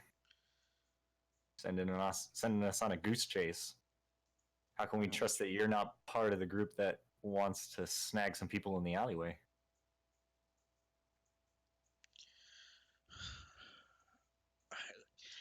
I sent him to go get some information from a contact of mine. I'm trying to write another book. I haven't had much luck.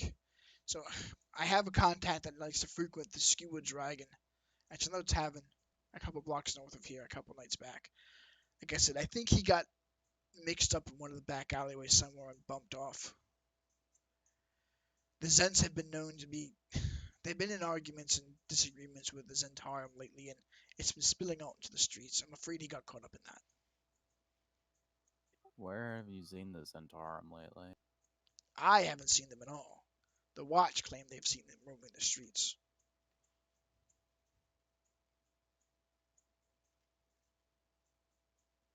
So we know that Sandor is part of the Zentarum, right? No, No. none of you know he's part of it. He hasn't told you Okay. any of that, and he hasn't made anything to slip up that you'd be able to see it.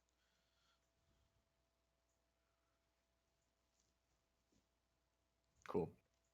Just wanted to make sure that we haven't made that connection yet. Nope, you guys haven't made the connection. Currently, from Volo here, you have. He thinks he went wandering down a back alley. He did mention another bar a couple of streets north of here called the Skewered Dragon. Hmm. Time to go bar hopping. I was gonna say that. I was. It's like you guys fancy taking this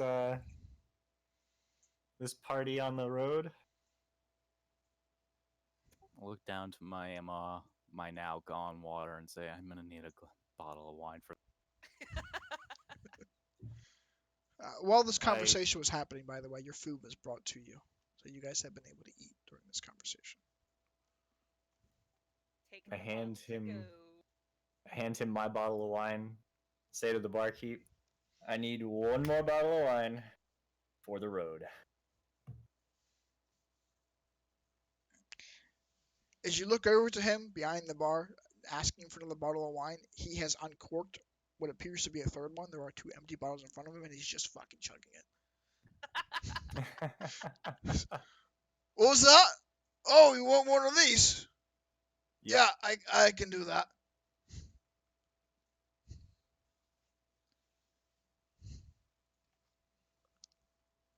You assume Oh, Durnan probably didn't take it too well that he got lightning bolted. truth. Probably smart to get out of here anyway.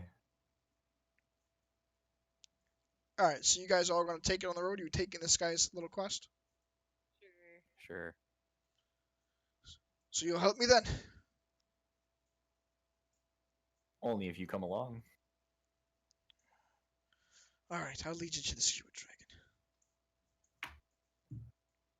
That was my goal there. I wanted him to lead us there because I have no clue where we're going. Either. It's not far from here, just up Cook Street. Come on. And he gets up from the table. Guys, you're taking your glasses, your drinks, or whatever with you. Go ahead and do it, I guess. Taking the bottle of wine. I'm taking my new bottle of wine, and I'm just gonna float, like, lay down and float, like I'm laying down and just drinking. Float on by, like, I mean, he's leading the way. I want to make sure nobody jumps us from the roofs.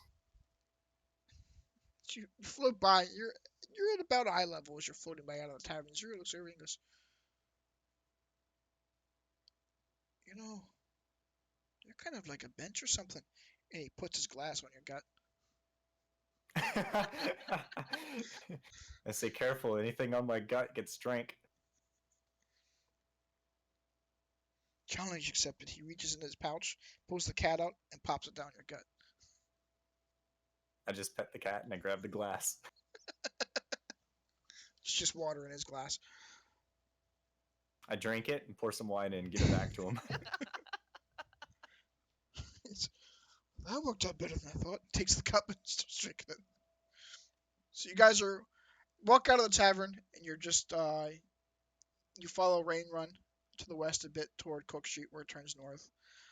Volo's giving you the basic rundown of the town as you're going. He says, that way is Rain Run, Black Purse down there. You don't want to get caught in Aaron's alley past sundown. There's some shady cat purses down that way. It's just basically giving you like a bit of like a mini tour as you're walking up the street. And he goes, and just up this way is the Skewer Dragon. And you guys come out of the tavern, and sure enough, as you said, just a couple streets north of where you were, you come across a squat little tavern that's stuck between two buildings. It's roughly 2 stories tall. The buildings flanking to the left or right are twice, almost 3 times the height of it. There's a little balcony sticking out the front of the building, though it looks like no one has attempted to step onto it or sit on it in a long time, as most of the boards are rusted. A couple of them are broken straight through, like you can see through the balcony up to the sky. And he says, welcome to the Skewer Dragon. The sign is hanging kind of like cattywonk from the front of it. It looks like it was broken by someone like walking by or running a carriage or something into it. It's hanging a little too low to the street. It's a little rundown, but they got drinks. Any place that has drinks is good enough for me. This is one of those little back alley corners, Mackay, that you never bothered to acknowledge it would even exist in this town. Anyway, Is he gonna open the door? there is no door on this tavern. It's There's a no door. I'm floating right way. in.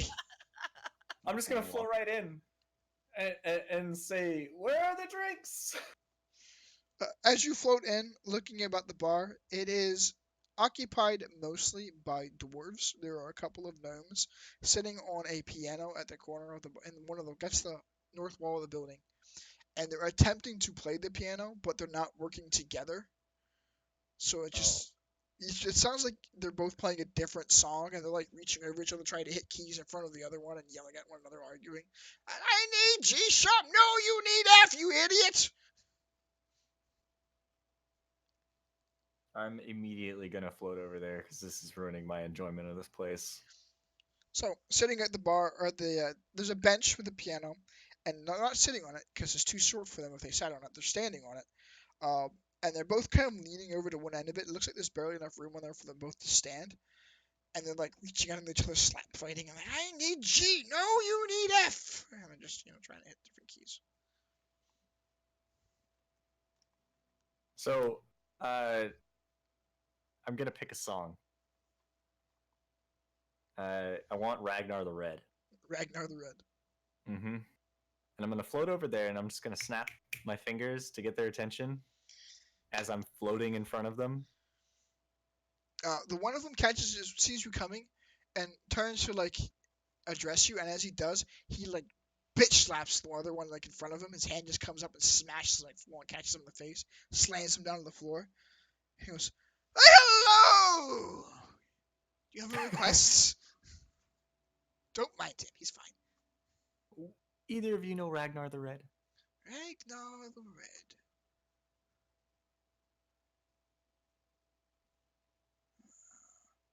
Ragnar the Red. He's now dead. Yes. He turns and just starts going. He goes into the song and just plays it almost perfect to pitch. The other gnome was on the ground. He's like, there's just blood spewing from his nose. He's like coughing it and he's spitting in his hand. He's crazy out bitching. I look down at him and say, he looks like he knows what he's doing. Maybe you should take turns. It's my turn now. Not right now, it's not. Not till Ragnar the Red is done. And I'm just gonna float back over to the group. He gets himself up and goes and just sits at one of the tables. Behind the bar, there is a old dwarf. His beard is white, half torn away from his face. Scars are on the right side of his face. The left side, there's a beard growing in. It's kind of like going down. It looks like he tried to comb it to like almost cover the right side of his face, but there's nothing growing in on the Did right you side of just his say he face. looked like he tried to come? Comb. Oh, comb. Okay. Yeah, he tried to come all Okay. over the bar. He No, tried to come. He tried to come in To the your head. glass. Got it. Got it. just No, I just just for use, uh, just to your cup. Now he's Sandor, it's an amusing sight to you as you clean shave your face. This dwarf is attempting to cover half his face where it's not growing in. There's a gnarly scar that runs from the forehead on the right side of his face all the way down to his chin. His right eye is just white, the scar going right through it. I kind of make him an amusing glance, but otherwise I don't pay any attention. So next year, as you float your over to the bar, and he goes, I don't know if you've had too much or not enough. The fuck you doing up there? enjoying my drink. Thank you very much. He hasn't If had you got enough. anything better than this, let me know. That looks like some light sissy shit you're floating around like that. Got anything that makes a man fly? You're already fucking fly. You didn't even turn the ground. Well, my friends want to join me up here. I turn to the barkeep and say, "Do you have anything that'll bring him down here?" He rubs what you imagine is like a phantom beard syndrome because there's no beard there where he's trying to rub it.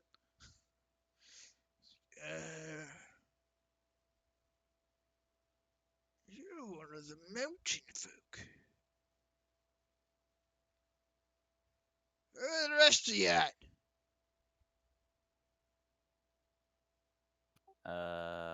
What? I said, where are the rest of you at? I didn't come here with any other dwarves. He kind of eyes you warily. Uh, anyway, you want to put him on his ass. You're doing this shit. And he reaches behind the thing and he pulls his keg out and his muscles flex. He takes his big ass keg. It's maybe 3 feet tall, foot and a half or so wide, and boom, drops it down with a heavy thud onto the bar. This will put hair on your ass and drop you on your ass. Is it a stone keg? No, it's made of what looks to be very old wood. Darn.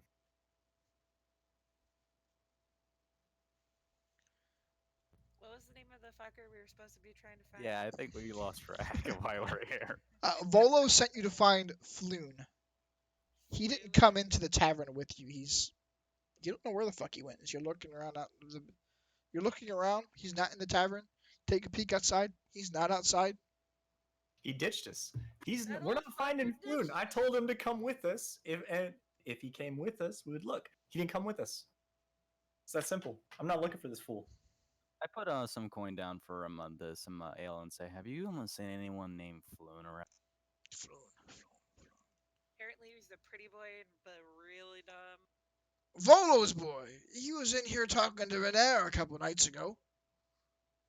You know, those two look alike. I think about it. If Floon dressed a little nicer, he could pull it off. Renair's rich then. I kind of look around and say, which one's Venair? Is he in here then? No, him and Floon left a couple nights back. He offered to take Floon home. Hmm. They are fuck boys. Sorry. Do we even know where Floon fucking lives? No. That old dude just ditched us. That piece of shit. You guys can go looking for him. I'm not Do looking you- for him. Well, Well, at you this guys- point, I'm thinking that if we find Floon, we might find something else, and we can either kill it or steal from it. True. Hmm. And if Floon is dressing nicer than That dude's whatever got some coin. yeah. I am gonna look to the barkeep and say, well, we were hired by some whatever that was, and we're to track him down. You know where he lives? Hmm.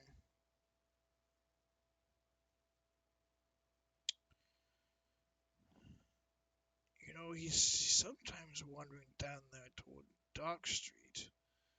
You might want to go check down that way.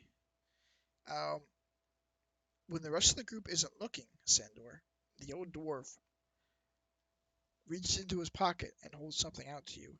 Just the briefest of glances, and you notice it's his Intarum signet. He quickly slips it back away into his pocket.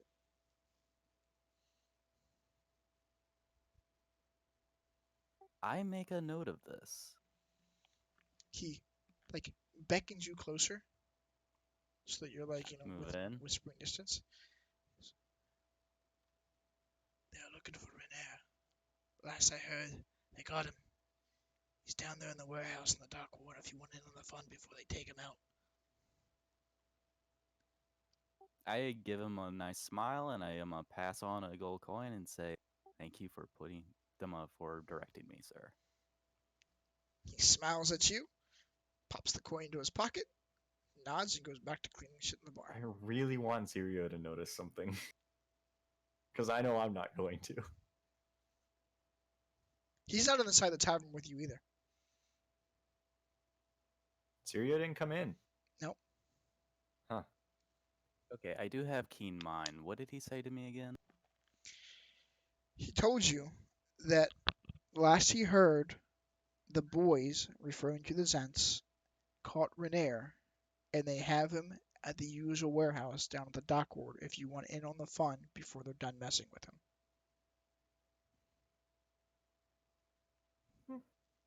Warehouse by the what? The docks. In the dock ward. Oh god, it's so far away. Yeah. I am kind of looking to Sinestro with a look kind of like we're done here and it's time to. Definitely see that look, and I start floating right on out. As you step outside, Zero is standing there in the corner with his hand on Volo's collar, just sitting there, patiently waiting for you guys. Oh, the old fucker didn't ditch us. I no, Zero caught him, which is what Zero does. I kind of walk up and go, how is Zero holding him by his collar? Is it violently? Is he just holding him down? He's just got a firm grasp on his collar. He looks extremely bored. So I look at Zero and say, "We got a runner, huh?" Something spooked. I don't think he's too fond of this place. Kept mumbling something about the Zents. I am look him to the fat guy, and I simply go, "We'll take the rest from here. Just have the money ready for us when we return." He nods and reaches into his behind his cloak, with his belt pouch, and he pulls forth 4 pouches. Tosses one to each of you. Inside the pouch is 10 gold pieces each. As agreed upon. 10 to start, 10 times that when you find him. I nod and wait until he leaves. He's got straight money. I'm gonna whisper to Zero. Did you pick anything off of him? My pockets are a little full from the last people we fleeced. Give me time to spend this shit before we steal more of it, right? Gotta get as much as we can. Remember our plan. And then he knows what we're talking about. So is the fat guy gone now? Yeah, the fat guy's left. Okay, I now address the group and I say the Zentarum have him at the warehouse at the dock. How do you know that? The barkeep told me. Oh, okay. Is the barkeep one of them? I kind of consider for a moment and just shake my head and say, "Don't think so."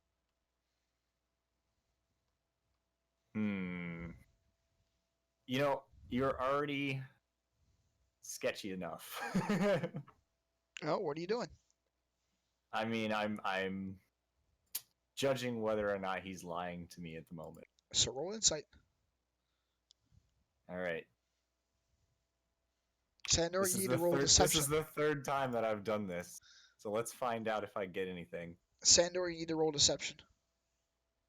Where is my deception?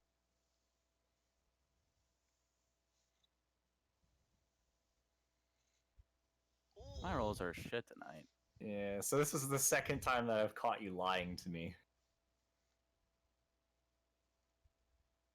I'm just gonna look at Zero and give him that, like, watch him look.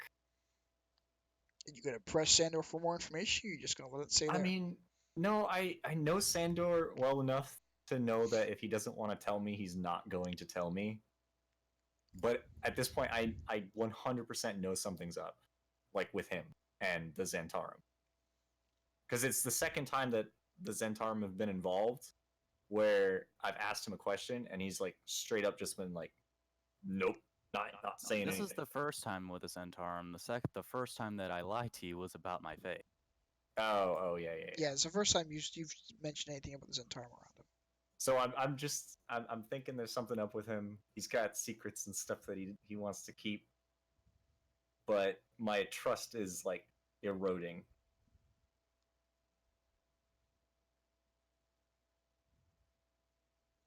All right. Well, if you're not gonna push it, I'm not right now.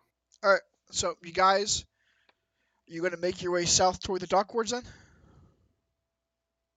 I mean, I'm gonna follow Sandor. Is that what you guys are doing then? Sure. All right. As you guys make your way south down toward the dock ward, as you are traveling your way through the dock ward, you guys turn a corner and you find yourselves on a street that has been cordoned off by the city watch. Lying on the cobblestone are half-dozen corpses, seeming to be the victims of some terrible skirmish. The watch officers have disarmed and arrested 3 blood-drenched humans. They are in the midst of questioning a witness. One of the officers sees you and she says, "Get on. There's nothing for you to see here." We're just passing through. Do Do we notice anything out of the ordinary with the blood-drenched humans? Roll perception. I'm gonna roll perception. Yeah. I'm also going to because I'm a nosy motherfucker. I rolled a 14.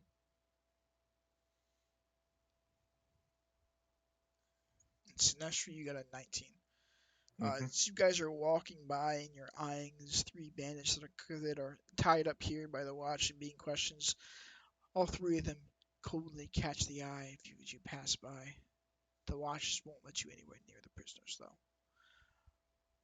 You do notice that there is a similar emblem or symbol on each of these three bandits on their left shoulder. It looks eerily similar to something that was hanging on the sign of the skewered dragon. Does it also look similar to the thing that Sandor uh, had on his back as he was trying to hide it like weeks ago? Sandor was never trying to hide anything. You haven't seen Sandor's symbol. You're thinking Yeah, I haven't of brought it back. Thalon. Thalon Oh before yeah, your symbol. Fallon did. Yeah, yeah, You're yeah. thinking of Thalon. No. My brain is like not. Thank you. Yeah, no, you have not seen that symbol. Sandor, Good. the symbol is the Zentarum symbol, though. You immediately recognize that these three bandits are agents of the Zentarum.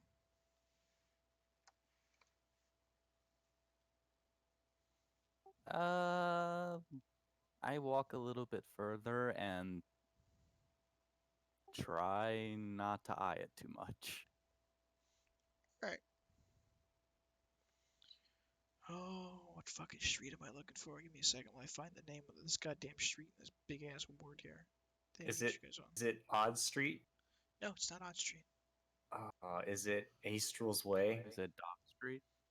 Is it Dock Street? It's Dock Street. As you guys continue your way south, down along through Wastrel Alley, down to Fish Street, and move your way towards Snail Street, walking south toward Net Street, that you are aware that this warehouse is on Sandor. As you cross your way down toward the hell is this one called? Fillet Street. You guys find yourselves walking deeper and deeper into the Dark Ward. There are tall, densely packed tenements leave most of this neighborhood in shadow at ground level. Most of the street lamps have had their glass smashed in or their candles stolen. The smell of salt weighs heavily in the air, and excrement lingers as you pass by rows of run-down buildings. I'm going to kind of stop and go through my pack and take out my badge and put it on. All right. So Sandor stops and begins fishing around his pack. The rest of you gonna wait for me? Or gonna keep going? I'm waiting for him. I don't know where we're going, so he does. Yeah. All right. So I mean, he stops, and now we're all just looking at him. Sandor pulls the badge out, that's similar to what you saw on the three men that were tied up. Hmm. Okay. I'm not saying anything right now, but I'm noting it. So as you round the corner, moving toward the corner between Zestro Street and Fillet Lane, one of the nearby shops stand out from the others as a deep purple facade. Its windows hang. Behind the windows hangs a stuffed beholder. Above the door hangs a sign with elaborate lettering that reads "Old Zoblov's Shop." Hmm. Does it have another symbol like Sandor's?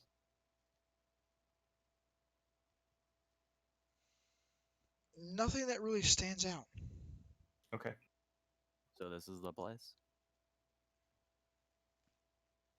This is where you got your directions from. He told you it would be down here on Zestro Street, Fillet Lane. There is a warehouse on the corner. Hmm. So there is no warehouse on the corner. You don't see a But there's warehouse. this You do building. see this odd shop that stands out among the rest of them. Sandor, this thing with your connection with the Zentarum, would stand out against you, as you are aware that the Zenithar have been um, causing problems with the Zentarum, and they typically use um, beholder imagery. I simply look back to the others and say, I guess this is the. And I go to the shop that doesn't look quite like the others. I'm getting sketched out at this point. All right, as you enter the shop, a cloud of lavender-scented purple smoke trails out of the shop's door. Every wall is painted purple, and every dusty knick-knack on the shelves is dyed a deep violet. A hairless gnome is sitting cross-legged on the counter wears a plume-colored robes. His cheeks are decorated with 9 purple um, painted eyes. The gnome lowers his pipe and exhales a cloud of lavender smoke and raises his hand. Hail and well met friends! Come, browse my shelves! Curious curiosity shop of curious, best curiosities in the world! You're curious, aren't you? It's curiosities!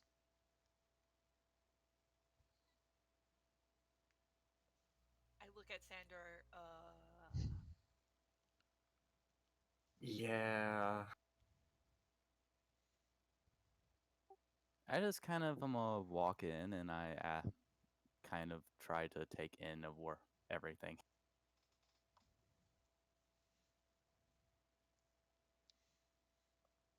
I'm gonna kind of lean over to Zero and ask him, "This is a little sketchy to you too." He hasn't entered beyond the threshold of the doorway. He's eyeing the deep gnome warily and kind of lingering in the shadows, though he's been maintaining the disguised self spell on himself to Hmm. retain the appearance of the wood elf. He appears hesitant to go any closer toward this deep gnome.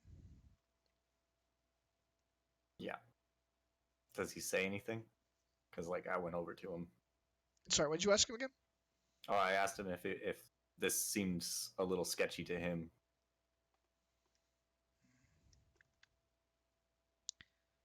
The deep gnomes are from my realms, though I suppose they're more welcome up here on the surface than my kind. I'm not sure I want to go in there. I don't know what that smoke is. All right, I'm staying out here with him then. So the shelves of this establishment has got just various trinkets. I asked the gnome if there is a warehouse here. Kind of confused. Warehouse.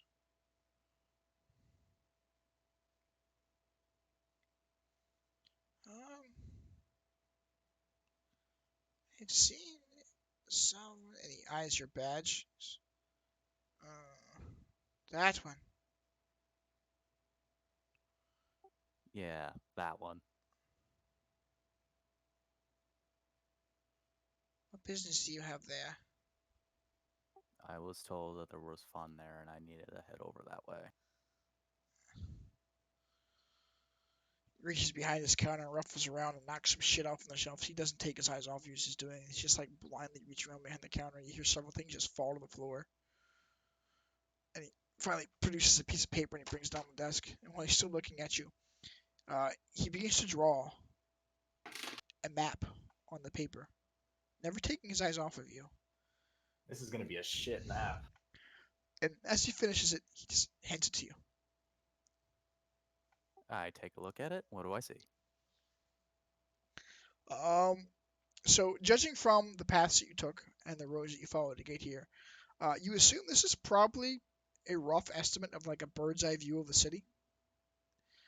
You recognize that he's labeled Fillet Lane and Zestro Street, which are the ones that you're crossing to get to where you're at now. Snail Street behind the building currently.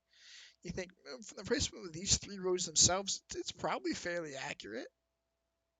And then there's an X on the map a few blocks over, marking a building. I thank the gnome and I give him a gold coin.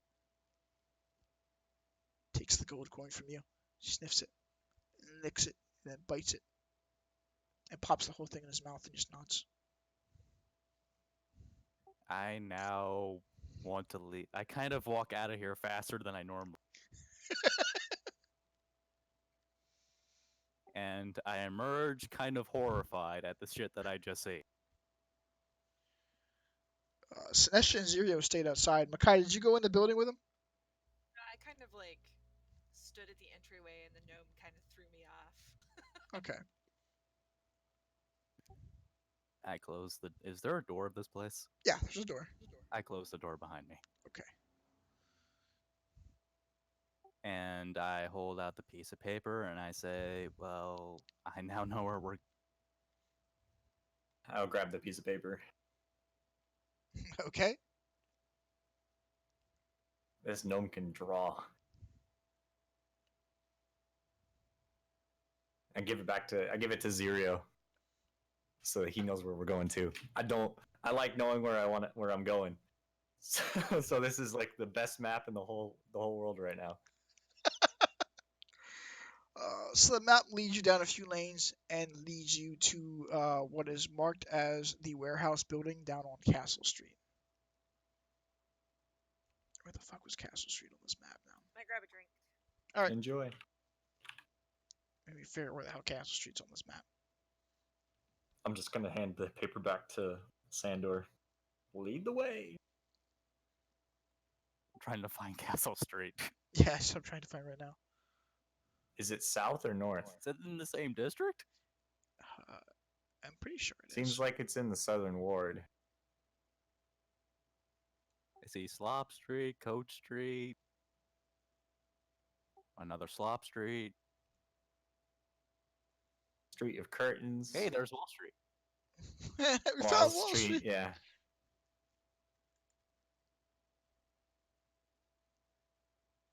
Oh, fuck it. You guys are going to the warehouse. Yay. We made it. Progression. Progression! Oh my god, look how small that icon is.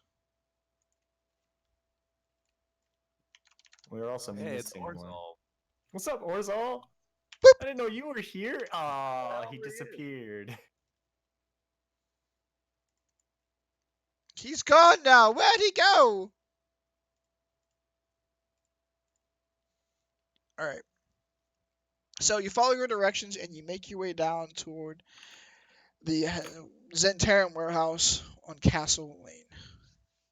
It's a ramshackle 2-story warehouse.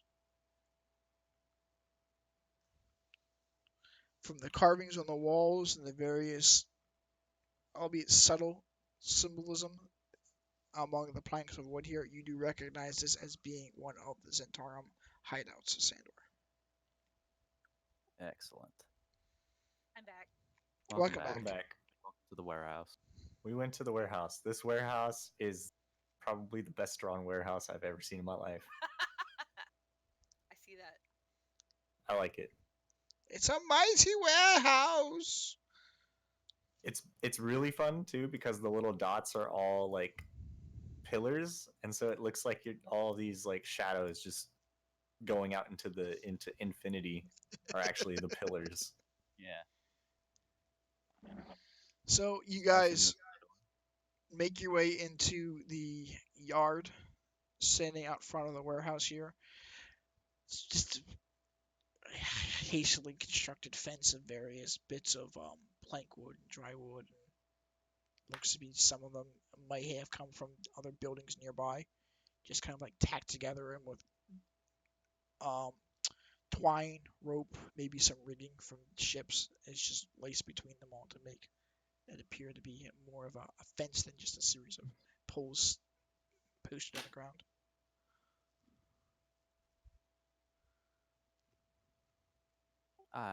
This is the door, right? Yep, that's the front door to this shindig. I'm going to cautiously open. All right, as you come and you slowly open the door, it is not locked. Are you trying to be bad sign. sneaky about going in? You're just walking in now at this point. I'm just walking in. Hey, I have a badge on. I'm okay. I'm going to follow him, but I'm also floating, so I'm the sneakiest of them all. sneakiest of them all. don't even make footsteps anymore. That's the best part about all this. Do I get a stealth bonus if I turn into a cat? I feel like you should. I don't think you do. We can look. Boo. If you go to, Doesn't all her Well- stats but like 3 get swapped out with her cat form? yeah, I mean, all of her like dexterity and all that stuff would become that. Wild shape. I mean, also, it's pretty easy to say that, oh, it's just a cat. Yeah, if you turn into a cat, it doesn't have any stealth bonuses. Well, fuck it. I'm turning into a cat. All right, that's going to be your both your wild shapes used for the day. If you do that, you know that, right? Yeah. Okay, just making sure you're aware of that. So you turn into a cat. Any particular kind of cat? Just that same old tabby cat. All right, to a tabby cat. You could turn into the Fey cat. To the fake kitty cat. So Yeah, now that I've seen it, I can. Oh, so as you step into the main room of this warehouse, tables and chairs have been carelessly tossed across the floor. Corpses of a dozen men lie along the walls. Their rapiers and daggers are lying nearby. oh On shit. the northern side of this area, you see a set of stairs going up to the open level above. Four short avian creatures with long beaks and black feathers are look over in surprise from where they stand in the middle of the warehouse, each of them wearing a hooded cloak and brandishing a short sword, pointing it in your direction, Sandor. Is it the Oh Phil god, people? not you people again. It's them again. I love those guys. Do I notice that they have anything or besides their sword? They're just all wielding short swords. It appears that they are rummaging through whatever the hell is in the warehouse here. Are they being hostile or They have their weapons drawn and they've all turned and faced you, those that have noticed you, and they're in a ready stance. They haven't made action yet.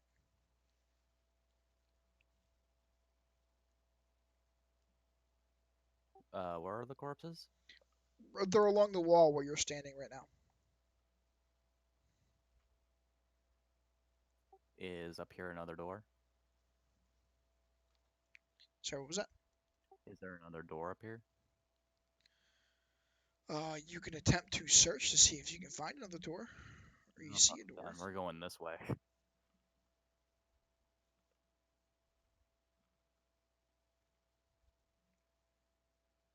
Bum, bum, ba-dum. So as you step in a deep, almost orcish voice, one of them, these black-feathered individuals, turns to you, lunging at you, and says, "The Zinsar sends his regards!" And he's charging at you with a short sword. I need you to roll initiative now. Damn it.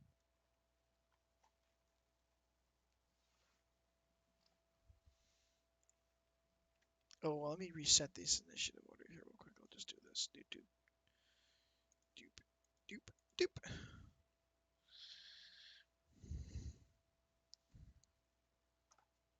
Where'd my dice go?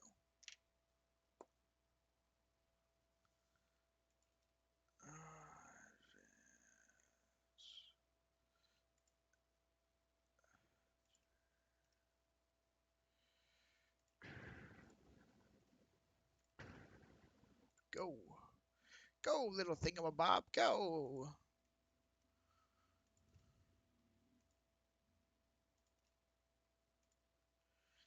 Alright,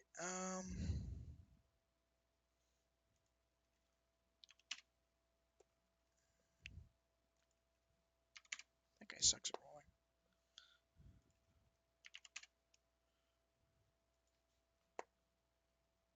That guy not so bad.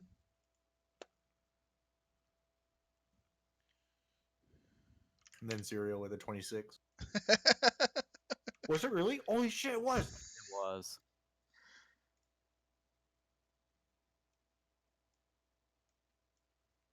Alright, so Zero is outside here. He hears the yelling and comes. See, 1, 2, 3, 4, 5, 6 is his whole movement. He's going to use his bonus action to draw forth his weapons. Make an attack. Hit. So as this black-feathered individual comes charging at you, Zero dashes by. The flick of his wrist draws forth his flaming swords, and with a deft twist, the blade lashes out against the Kenku's throat, and this poor bastard is dead. He slumps and falls to the ground. Oh, the Kenku. He dead. Let's see. That brings us to one down here. Can I say he dead really loud so all the Kenku can just say he dead over and over again?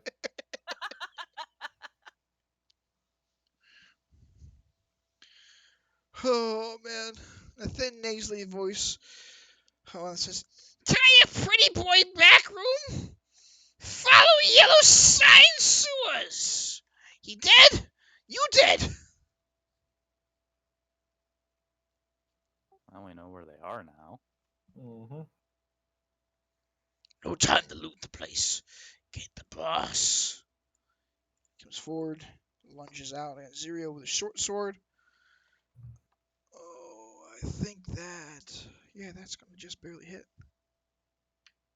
So he's going to take 5 points of damage. Boop. Haha, Zero got hit by a Kenku. Makai, it's now your turn. Well, shit. Each of these squares is 5 feet, by the way. Okay.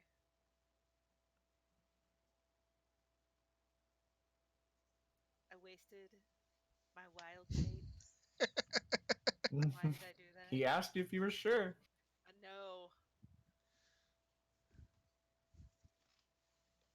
This is the kind of party where you gotta let them know ahead of time if you're planning to be stealthy, so that they can try to get them to be stealthy.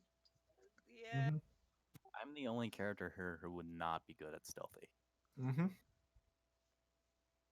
You guys were all fine. They pretty much found out that I was here.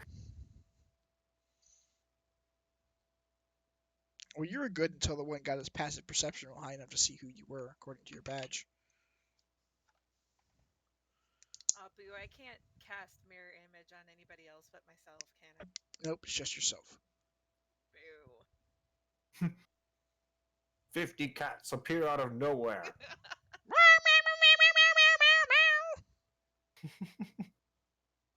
a bunch of 1d4s.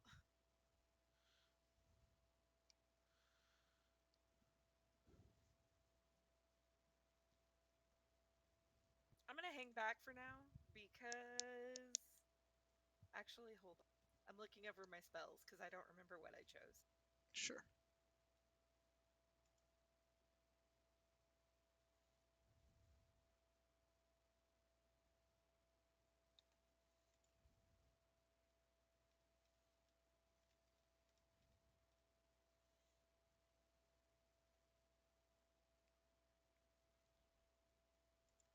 I can't remember with Misty Step, if I use it, I can't attack. It's just a spell. So it's... Correct. It's just you're just using the spell to teleport. Okay. Yep. I made that mistake. Well, there goes my dream of Misty Stepping and biting a bird's ankle as a cat.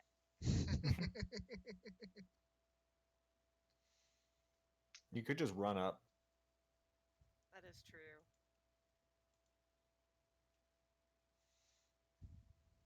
Yeah, I'm gonna do that. I'm gonna run up and I'm gonna bite this bird on the ankle. That bird is dead. That's a dead bird. Oh, that's the dead bird. I didn't see the skull and bones. That bird. All right, you can make it to that bird.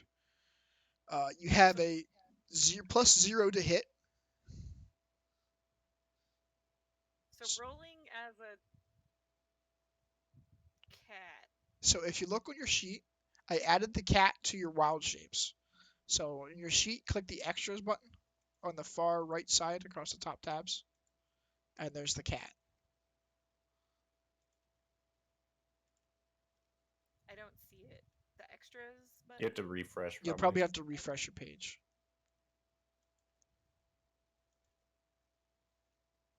Yeah. 2 hit points. Kitty cat don't have much health. You know, just throwing it out there, you could have turned into a panther.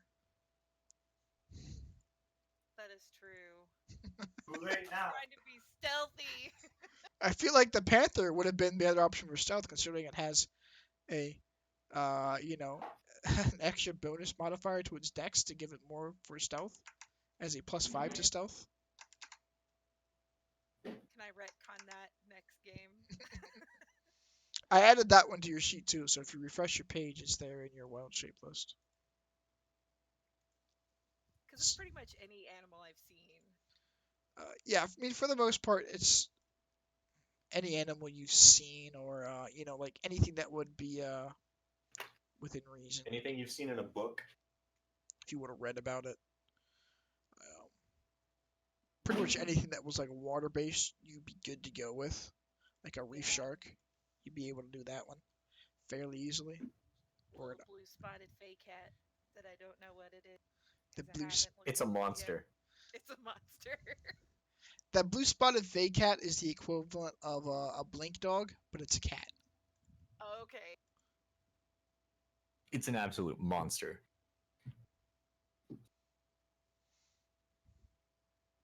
I say that with all the love in the world. Well, since I'm not a panther, I'm gonna bite the ankle of the birdie, but I don't know what my attack is. Your attack's just a straight d20, and you will do 2 damage if you hit. Okay. Oh, I don't. You don't hit. The Kenku sees you coming, looks down and goes, "Ah!" and like reaches out to pet you. You nip at its hand and goes, "Ah!" and mimics like sound. Can you hiss right back? Like that would be. Wait, Sinestro, it hisses or I hiss? the Kenku hisses it, at you. It hisses. It mimics the sound I of hiss anything it's back. heard before. So you are hissing back and forth with the Kenku now. Sinestro, it's your turn. I am going to fly this way.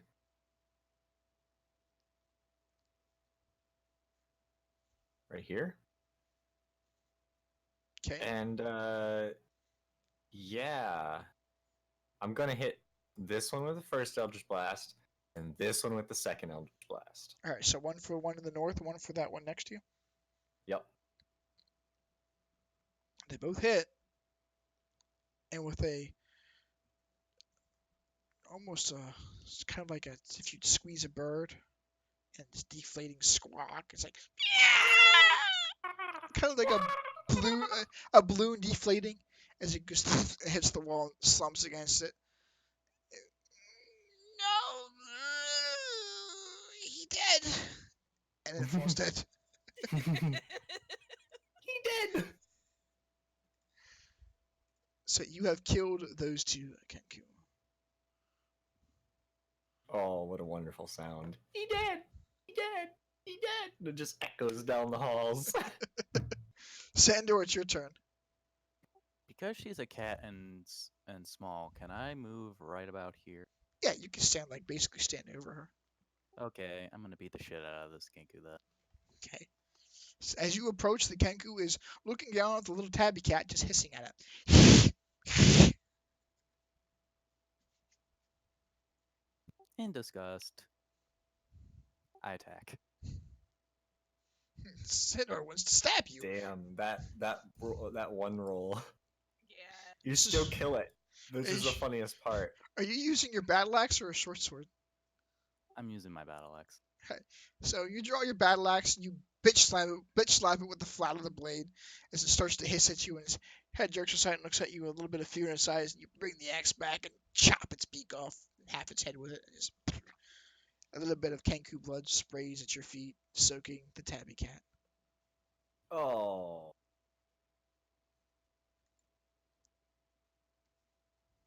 I feel bad for the tabby cat now. Oops, that's too far zoomed out. Welcome to the party. You're now soaked in blood.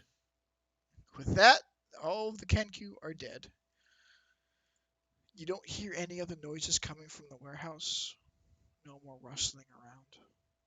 You think? Eh, there's probably nothing else here trying to kill you. All right, what did that one Kenku say? Uh, follow the Yellow follow the signs. tunnel. Yellow signs. All right. Well, I'm gonna One look of them around this. said, tie up the pretty boy in the back room. Follow the yellow signs in the sewers. I'm gonna I'm gonna look around this place for anything worth looting. I don't think there is. Can I roll an investigation to see where the back room is? Yeah, easy enough. Go for it.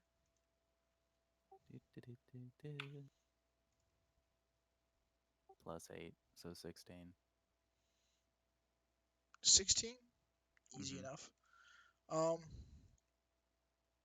me find this guy's tile. I had one set aside for him. I don't know where it went. Oh, man. Screw it. We're just going to use this person. Is this it right here? No, that's where we just were. It is. Genius. Genius. We're going to use this guy's token. Oh, cat. There. So you think the back room is probably just to the north? Under the stairs, you can see around the corner there's a little door going into what you presume is probably a closet. I find it. I finded it! Hooray! And I'll go in. He did. He did! He did! As you step into this back room storage closet, it's a cramped chamber. Smells strongly of sour fish and vinegar. It's filled with discarded ropes, canvas, tarpaulins, and splintered wood from smashed barrels. Is You that who I see think it is? a figure dressed in fine garments with like ropes, loose ropes, wrapped around like his feet.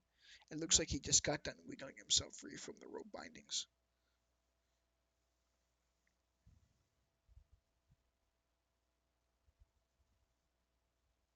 UFO Flume. No, Rainier. Well, do you know where they took Flume? As I help him undo the rest of his bindings. All right, so you undo his bindings. Are you He still wearing your Zentarum badge? I totally am. Yeah. This is about to go south. see he looks he thanks you for helping him up. Thank you. And kind of like nurses his hip as he stands up, favoring his right leg a little bit. Looks as though he's got probably has a nasty bruise or something on his left leg. Looks at you and looks at your badge. I'm telling you, I know nothing of the gold. I look at him with a really confused look and I said, that's not what I asked. Oh, Flume. Right. I was walking him home a couple nights back from the Skewered Dragon, and your friends jumped us. Ow, ow! Sorry. It's getting bit by the cat. What happened next?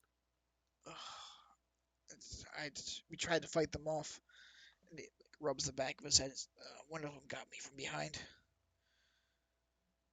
I think they mistook Floon for me. You have any idea where they took him?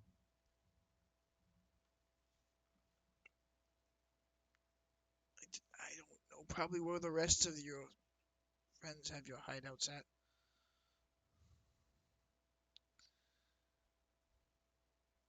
Um, Your friends? the Zentarum, they seem to think my father's embezzled a large amount of gold while he was an open lord, and hid that in the dragons somewhere. I said there's dragons somewhere here in the city. Dragons referring to the gold. They think they can find it by using some sort of strange artifact, stone of some sort. Last I heard, the Zenithar had it. Apparently, someone stole it from them, and they think your friends are responsible. Oh, wonderful. I'm telling you, my father and I haven't spoken in years. I just kind of toss the idea back in my head a little bit and go, well, I have an idea where a flume might be, so I'm gonna go look for it. You, on the other hand, I think about it and say you might want to make yourself scarce or leave here in the morning when there's, daybreak. Just nods. You do remember from your keen mind that one of the Kenku was saying, follow the yellow signs in the sewers. I look to some Sinestro and say, I guess we're going to the sewers next. Are you guys looking for, you gonna look around any more inside this building here? Or you just gonna leave? I'm going to do an investigation check in this building and see if I can find it. I'm still mulling over the fact that he said your friends. 19. 19 total? Yeah. Alright, so rummaging around the base floor of the,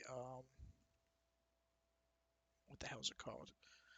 Oh, this warehouse here, you do happen to find, I'll move you over here, in this corner, there is a panel that doesn't quite line up with the rest of them. Moving it aside, you find a secret little alcove. Ooh,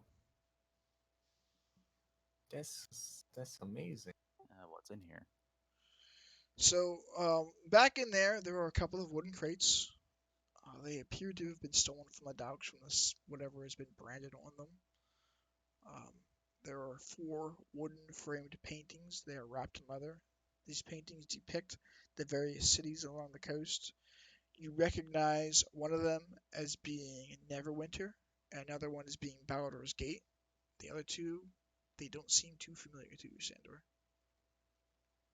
I'll take the paintings out and the crates out here, and I'll start opening them. Okay. I will help opening. I'm always good for. I'm always down for a good looting. I give the paintings to our druid friend, the 2 I don't recognize, and say, "Do you know these places?" Um, perception check, History check. history check.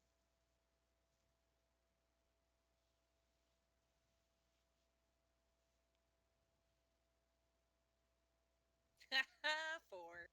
4. Do you have a modifier to your history? No. No. You don't know what the hell they are. In fact, looking at them, Nope. you didn't even realize there were cities until you said these. You know what these cities are. I blame being a cat right now. Yeah, you're a cat right now. You don't know shit. You I just look at hear the cat and just meow pet it. meow. He pets the cat. Wow. What is in the crates? So, the first crate had the paintings in it. There are 4 paintings. The second crate, it appears that it has been stolen from one of the caravans, probably one of the ones that was traveling along either the higher or the long road, the southern road or the northern road coming into the city. The crate itself contains roughly 15, or contains 15 of these 10-pound silver trade bars. And all of Lacuna's books. Uh, they have a bit of like black corrosion or tar dust, some sort of like oxidization on them from having sat in that back room for so long. But Is there any emblem on them? um, no, they have the press of the same cut of the silver shards that are exchanged here in town. It's like pressed into each of the bars on the face of it. To some degree that you were actually able to recognize that it is silver, as it's that. So you figure they're probably worth about 50 gold a piece, though. That's wonderful. How many crates were there? There's 2. One had 4 Oh, paintings in it, and the other one had 15 of these bars. I'll take 1 bar and say you guys can have the rest. wow, that's very generous of you. I'm gonna scoop up 10 of them. So I mean, altogether they're worth 750 gold total. Each Yeah, one's worth 50 gold. So you're I'm scooping taking up 10. 10 of them. So there's still 4 left in the box then. I can't hold any more than that. I'll shift out a wild shape and grab him, making me waste my wild shape. I mean, I was gonna tell Zirio to grab the rest. Oh, okay. I mean, they're 10 pounds apiece, mind you, so they're Yeah. not light. So I mean, I'm gonna give him a couple. What are these? What are these called? They're silver They're just bars. bars of silver bars. Got it. Silver bars. I don't know if there's anything in D&D Beyond's inventory for that. I just added it in my other possessions.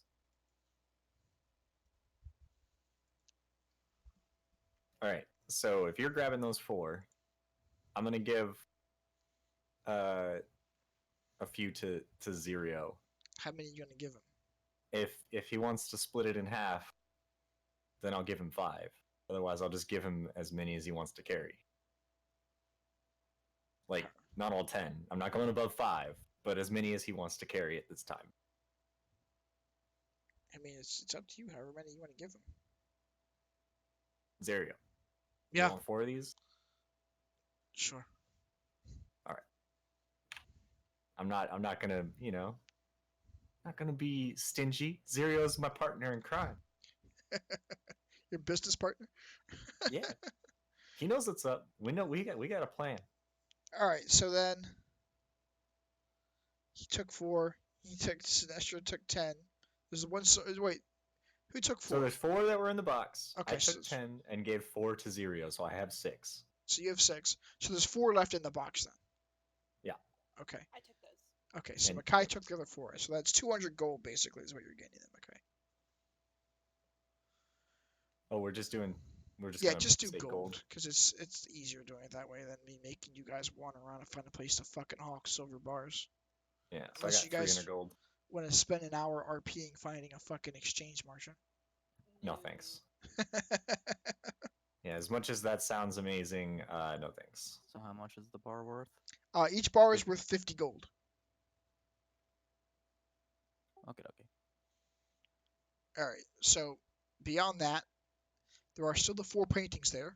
If anybody wants to take them. I want to take the 2 that Sandor didn't know what they were, and I'm gonna look at them. I want to figure out. I'm gonna take the one another winter. All right. So you took the Neverwinter painting. The 2 that were you don't know the cities of them yet. No, I don't. We don't know shit. No. But are they like in an actual frame, or can we roll these things up and carry them that way? They're in a wooden frame Okay. and they're wrapped in leather. They had a leather like sheet over them or wrap cool. cloth. So that way, if something fell on it, it wouldn't damage it. It would just brush against the leather. It wouldn't mess the painting itself up. How are we carrying these paintings? Bag of holding? The bag We of don't holding. have one. The bag of holding is on the other side of the city. Lacuna has the only bag of holding currently. Oh, rip. Yeah. So while you guys are, How heavy are these paintings? there may be a pound or so each. The problem is that they're just big. Yeah. Can we knock the wood frames? Like, are the wood frames like ornate, worth anything? I mean, they look like museum quality pieces, like something that somebody had taken the time to get properly framed that they would hang up Yeah, like so the frame in their is probably den or What we lounge. could do is we could put these back in their boxes, put them back in that little room, and put a shit ton of boxes in front of the and then come back for them later. You can seal it up and come back when you got a place to put them somewhere. See, somebody knows that they're there. This was a drop. Like, nobody steals something and then hides it somewhere and then just forgets that they hid it. I mean, looking about here, as you got where you're currently standing, there are 12 corpses just littered across where you guys are currently standing around here. Those guys probably were the ones who put it here. 6 of them you recognize as being Zentarum, Sandor. The other of them have got this strange black tattoo across their chest with looks like tendrils or something sticking out of it.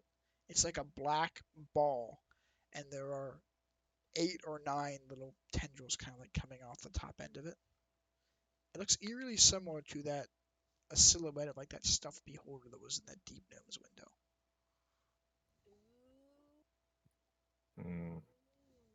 All right, I'm okay with putting the paintings back. I vote we put the paintings back. I think we put the paintings back, but I want to remember those two other like those two paintings that we don't know because I want to know what they are now.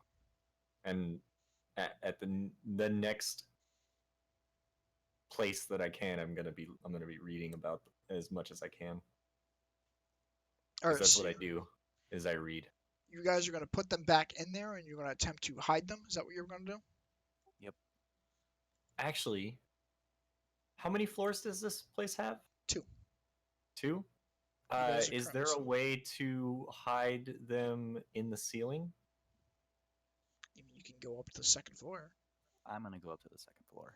Yeah, I want to go up to the second floor with these paintings because I want to like, yeah, Holy shit.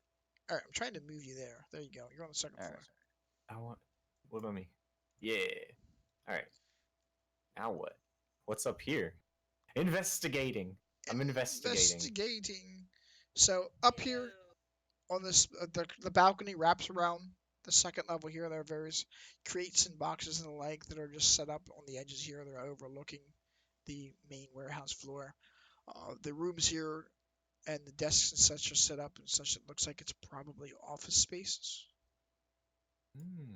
Various rats and other little What's in here? infestations are just kind of skittering around. It's office space.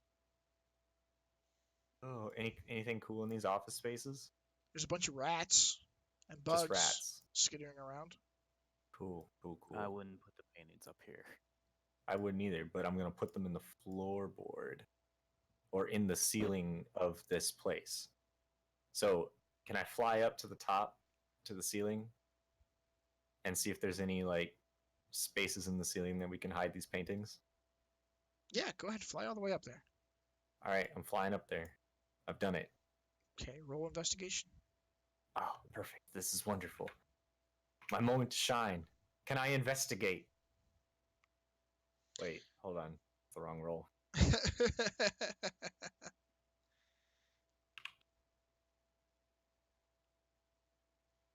That one's even better. So much better. So flying up here and looking at the ceiling, the rafters of this dingy warehouse set among the docks salted by sea spray. The rafters up here are damp, they're stained, and they are Yeah. corroded and rotted by the salt of the seawater. Yeah, this ain't happening. All right. Now, I've given up on that idea. So as you are looking around, there is a commotion coming from outside, and you hear someone yelling, "What's this? City Watch! Who's in there? Come out!" Fuck. Okay, I'm flying downstairs. Downstairs. And then I'm going to go right into the this cubbyhole and then I'm going to inside the cubbyhole. I am going to use my ability to just disappear. Okay. I'm gonna say greater invisibility. You're casting invisibility. I'm casting greater invisibility as I'm like floating. Like I would say I'm up against the ceiling of this cubbyhole and I'm invisible. That cubbyhole is maybe 6 foot tall. It's not very big. That's fine. I'm gonna get myself into like the smallest little spot, like corner that I can, and I'm just gonna go invisible, and I'm just gonna stay there. May I go back to the ground floor now? Yes. So, Rainier has come outside here. He's moved out of the little cubbyhole that he was tucked into. The City Watch has made it known that they are approaching. Yep. I'm taking my badge off and I'm putting it back in my pack. Probably a good idea. Probably a good idea. Let me find me some NPCs I want to use for City Watch. I'm also carrying those paintings, by the way, so the paintings are invisible too. Oh, so you're carrying all the paintings? The two that I grabbed. Nice. Oh, I had. Where the hell did they go? I had a bunch of like NPCs set up here. I don't know where the frick they went, which is always fun. Okay, so just as a thing, I'm here. Like I'm in that corner right there. Okay. But I'm gonna put my character here so I can kind of like All right. I'm This is who peeking we're out. gonna use. This guy's gonna be my city watch people. Oh yeah, they look fucking badass. All right. All right. So, from outside in the yard, you hear the approach of three individuals. There's banging. City watch. Who's in there? Come out. Uh, I kind of nod to our friend and say, probably ought to stick behind me a little bit for this one. And I'll go open the door. With a bunch of corpses in the room. Oh man, as Renault's stumbling around toward the door himself. This does not look You good. open the door and you are face to face with a heavily armored gentleman with pepper in his beard and hair. His helmet is currently off. It's tucked under his arm. We had reports of something going on over here. Noise sounded like fighting. Only briefly with a bunch of bird people. He As you looks. say, with 12 corpses laying on the He ground looks right back behind. around behind you. And I look at the corpses and go, they were definitely here before we. Roll persuasion.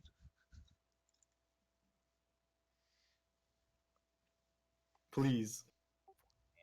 What was that? 14. 14. You have a negative? Yeah. Oh no.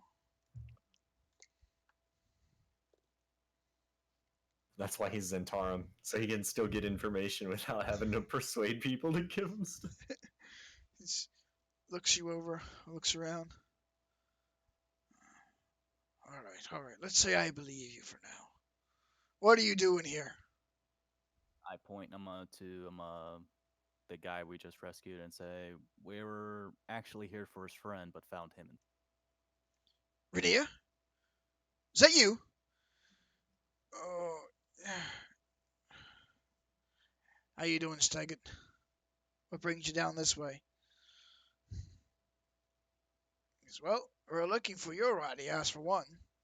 We heard rumors of fighting going on here. Do you know what's happened? More that the Zentarum and the Xanathar assholes fighting each other over this.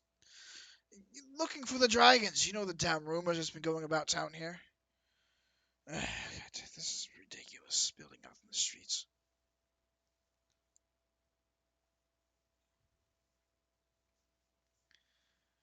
Oh.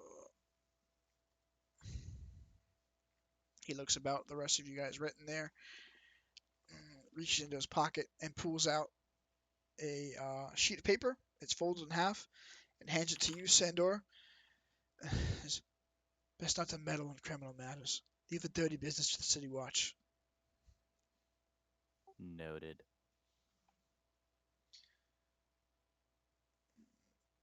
He nods and says, all right, everyone out of here. Let's go.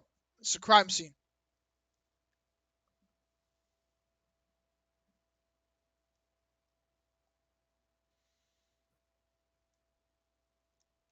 All right, Rainier makes his way out. Sirio still is a wood elf. Mom's his way out of there. Sinestro, you still hiding in the cubbyhole back there? I don't want to lose these paintings. Well, they're invisible with you as you're carrying them right now.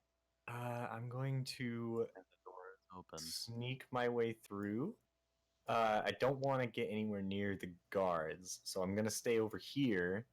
And once they get in the door, and I'm sure no one else is coming in, then I'll go. The So I'm gentleman just that gonna wait. Rainier was speaking with walks into the doorway after the majority of your party has stepped out, and he begins examining the bodies. The other two that were with him remain outside, flanking the doorway.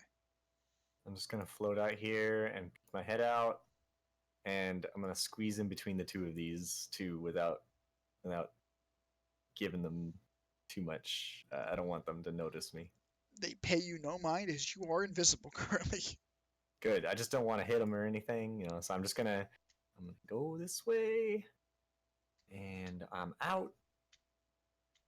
I want to keep these in paintings. They are mine.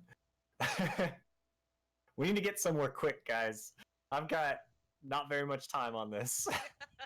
Let's walk down the street a little bit away from wherever we are now. All right, so you guys step out of here and you begin moseying your way down the road. I'll put you back in Waterdeep here. Down south where you were at. Oh my god.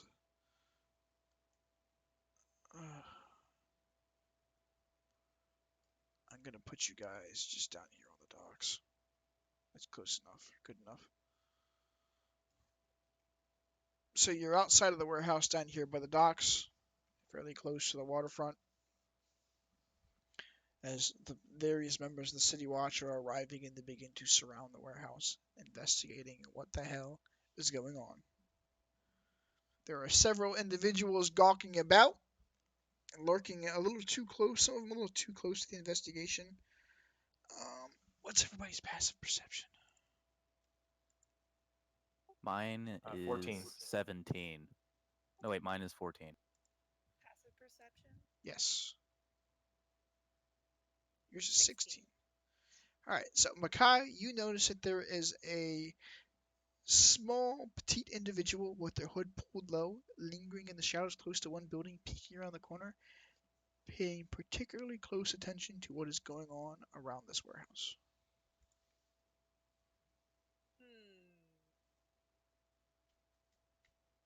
But she sees us, obviously.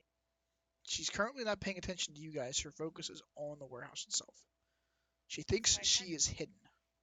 I kind of nudge somebody and kind of try and discreetly point her. Any particular I gotta person get- you're nudging? Whoever's closest to me. I can't click on icons to see who's to my right. That is Sandor, and then above me is Above you is me. Sinestro. Okay. So I'll nudge Sandor. I'm also still invisible, so Yeah. You got about 30 seconds on that. yeah. Do I see it? So she points it out to you.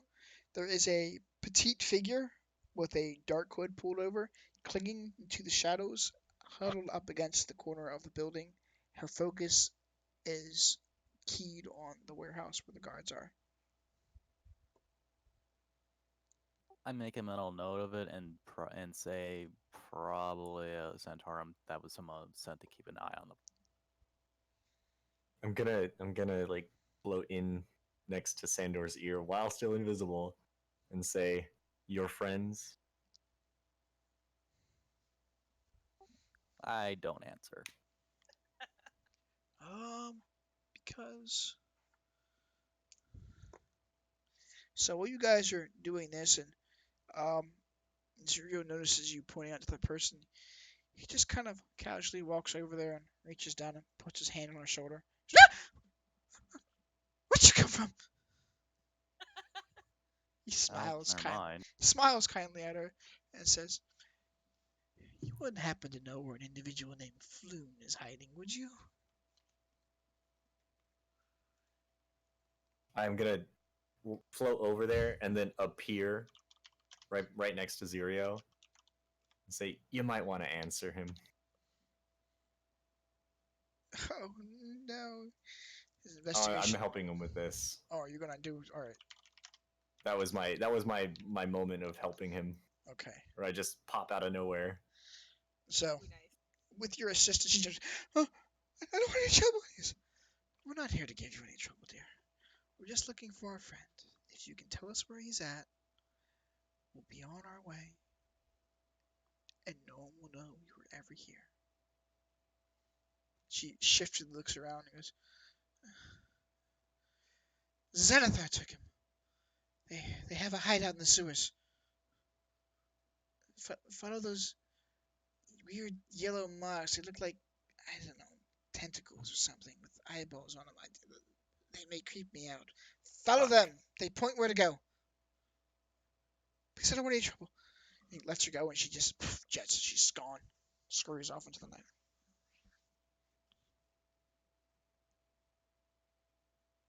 I look at Zero and I shrug the two paintings and say, "Got anywhere we can put these?" Where the fuck would I put paintings at? That's what I'm asking you for. I don't know. Why do you even have those things? They looked expensive. I mean, they might be, but are you going to carry them with you all night? Not if we can find a place to put them.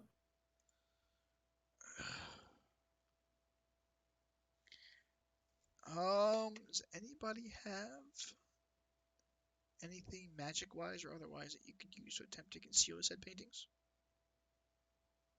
I can use warding or the the wind walk. And they're very concealed.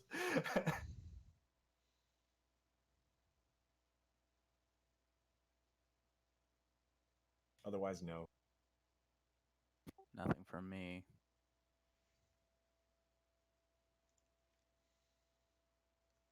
Where the hell's Lagoon at when we need her? You should have stolen that bag from her.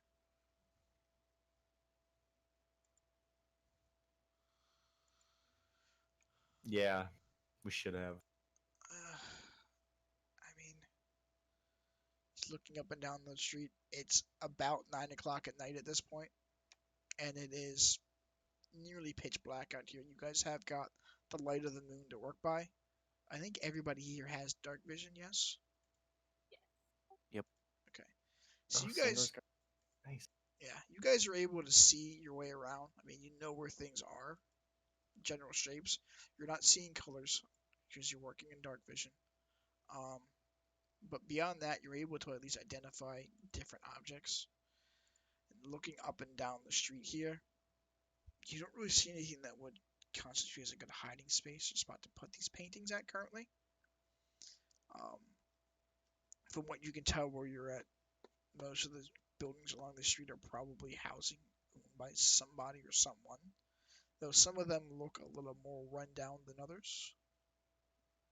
If you want to fancy an investigation and see if you can try and find a spot that is either Yeah, abandoned or just no one's visited very often, try and that's stash what them. I'm gonna do. I want to find an abandoned house. All right, what's your investigation? That's exactly it, right there. 11. Oof. I know of any being from the area. So I Um, will invest. yeah, you would.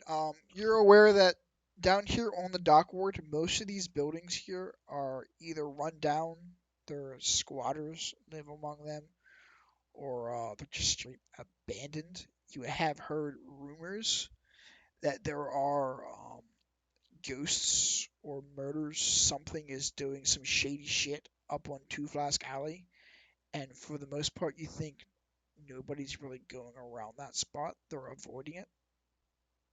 Last you Two heard, flask. a lot of people have just abandoned the spot. It's up off of Ship Street. So Got you it. See follow, it. Here. yeah. So can.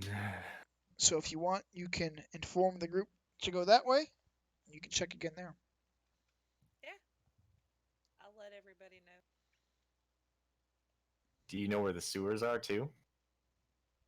Can we get to the sewers from Two Flask Alley? There is an entryway to the sewers in any of the major districts around the cross streets.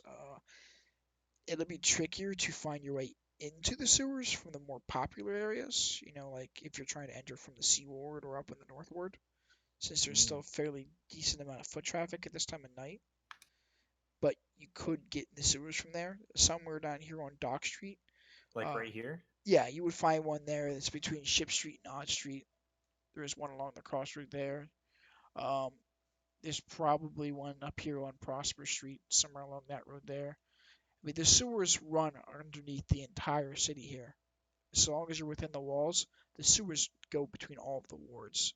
It's just a matter of how well the crossroads or the streets themselves are guarded, or how heavy the foot traffic is. All right. Well, you know where Two Flask Alley is, Makai, so lead the way if you want. Yep. I'll lead people. We should probably take the back roads. Oh yeah, like Which way is it we Yakdar go? Alley. Or like this way? Yeah, you follow Dar Alley and you make your way up Presbo. Okay, cool. We doing it. Okay. Oof, stop opening that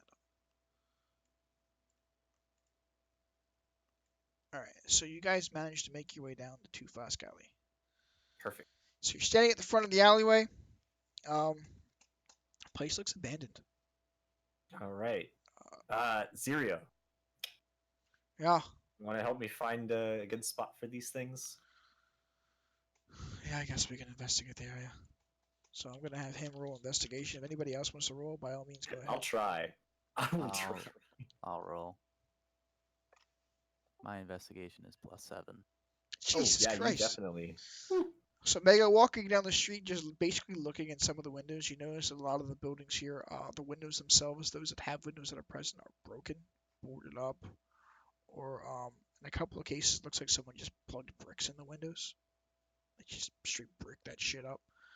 Um, you do notice a couple of houses down. One of the houses has got a what looks to be cloth or leather strips just running across the front door of it. And there's a sign posted on the footstep. It's by order of the watch, building is condemned. No admission permitted. I wave over to the group. I'm onto this building. That is the perfect spot. Okay, so we're gonna stash the paintings in there. All right, you go to open the door. It is locked. Zirio, if you don't mind. He nods and reaches into his belt pouch and pulls out a series of lockpicks. For a Zirio's the best. couple of minutes of fiddling around, the lock just swings open. He goes about carefully removing the leather strips that are just blocking the doorway and like rolling them up and setting them off to the side so not appear that someone's like just torn through them. I would Right. recommend that you fly in there and not, Oh, we're flying in there. Or I'm flying in there. I'm gonna go in there and I'm gonna find a good spot to stash these things. As you enter the Uh, building, there's furniture set up, chairs, couch. The living room itself is set up. There's a table in the middle, a couch. It's broken in half. It looks like it's kind of like sunken in. Um, there is a chair sitting. Looks like two of the legs are broken off, so it's sitting kind of cattywalk. As you float your way in, you hear some skewering of different things scratching about the floorboards and such. Perfect. One time. So, yeah.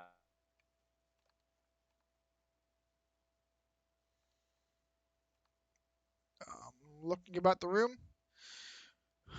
from the various sounds of the creatures skittering around, you do see some rats just dashing underneath the tables and stuff. You think it's probably not a good idea to set up on the floor. Um, Go ahead and roll perception for me.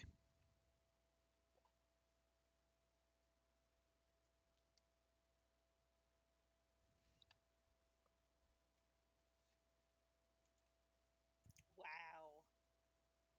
Even with a +6. Sinestro, you want to roll perception as well?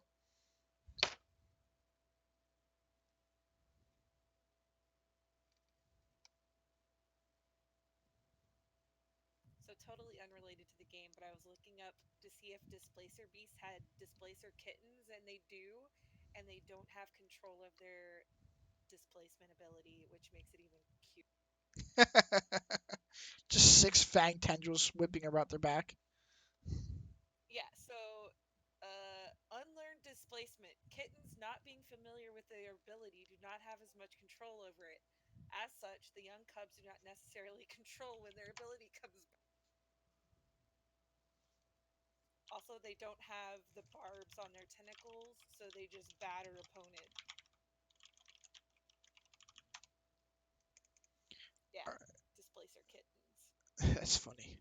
I'm gonna roll perception for Sin real quick. He lost power, so we're actually gonna end the game after we finish putting you guys finish hiding your paintings here anyway, so it's not that big a deal.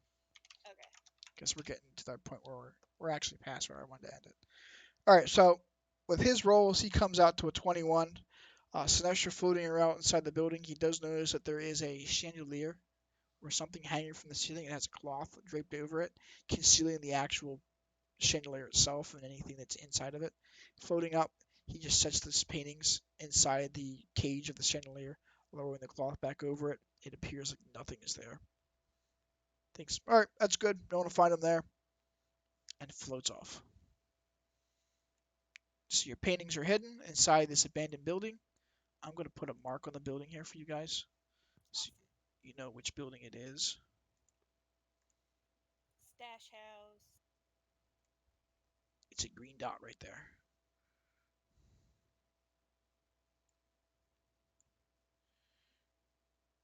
Uh,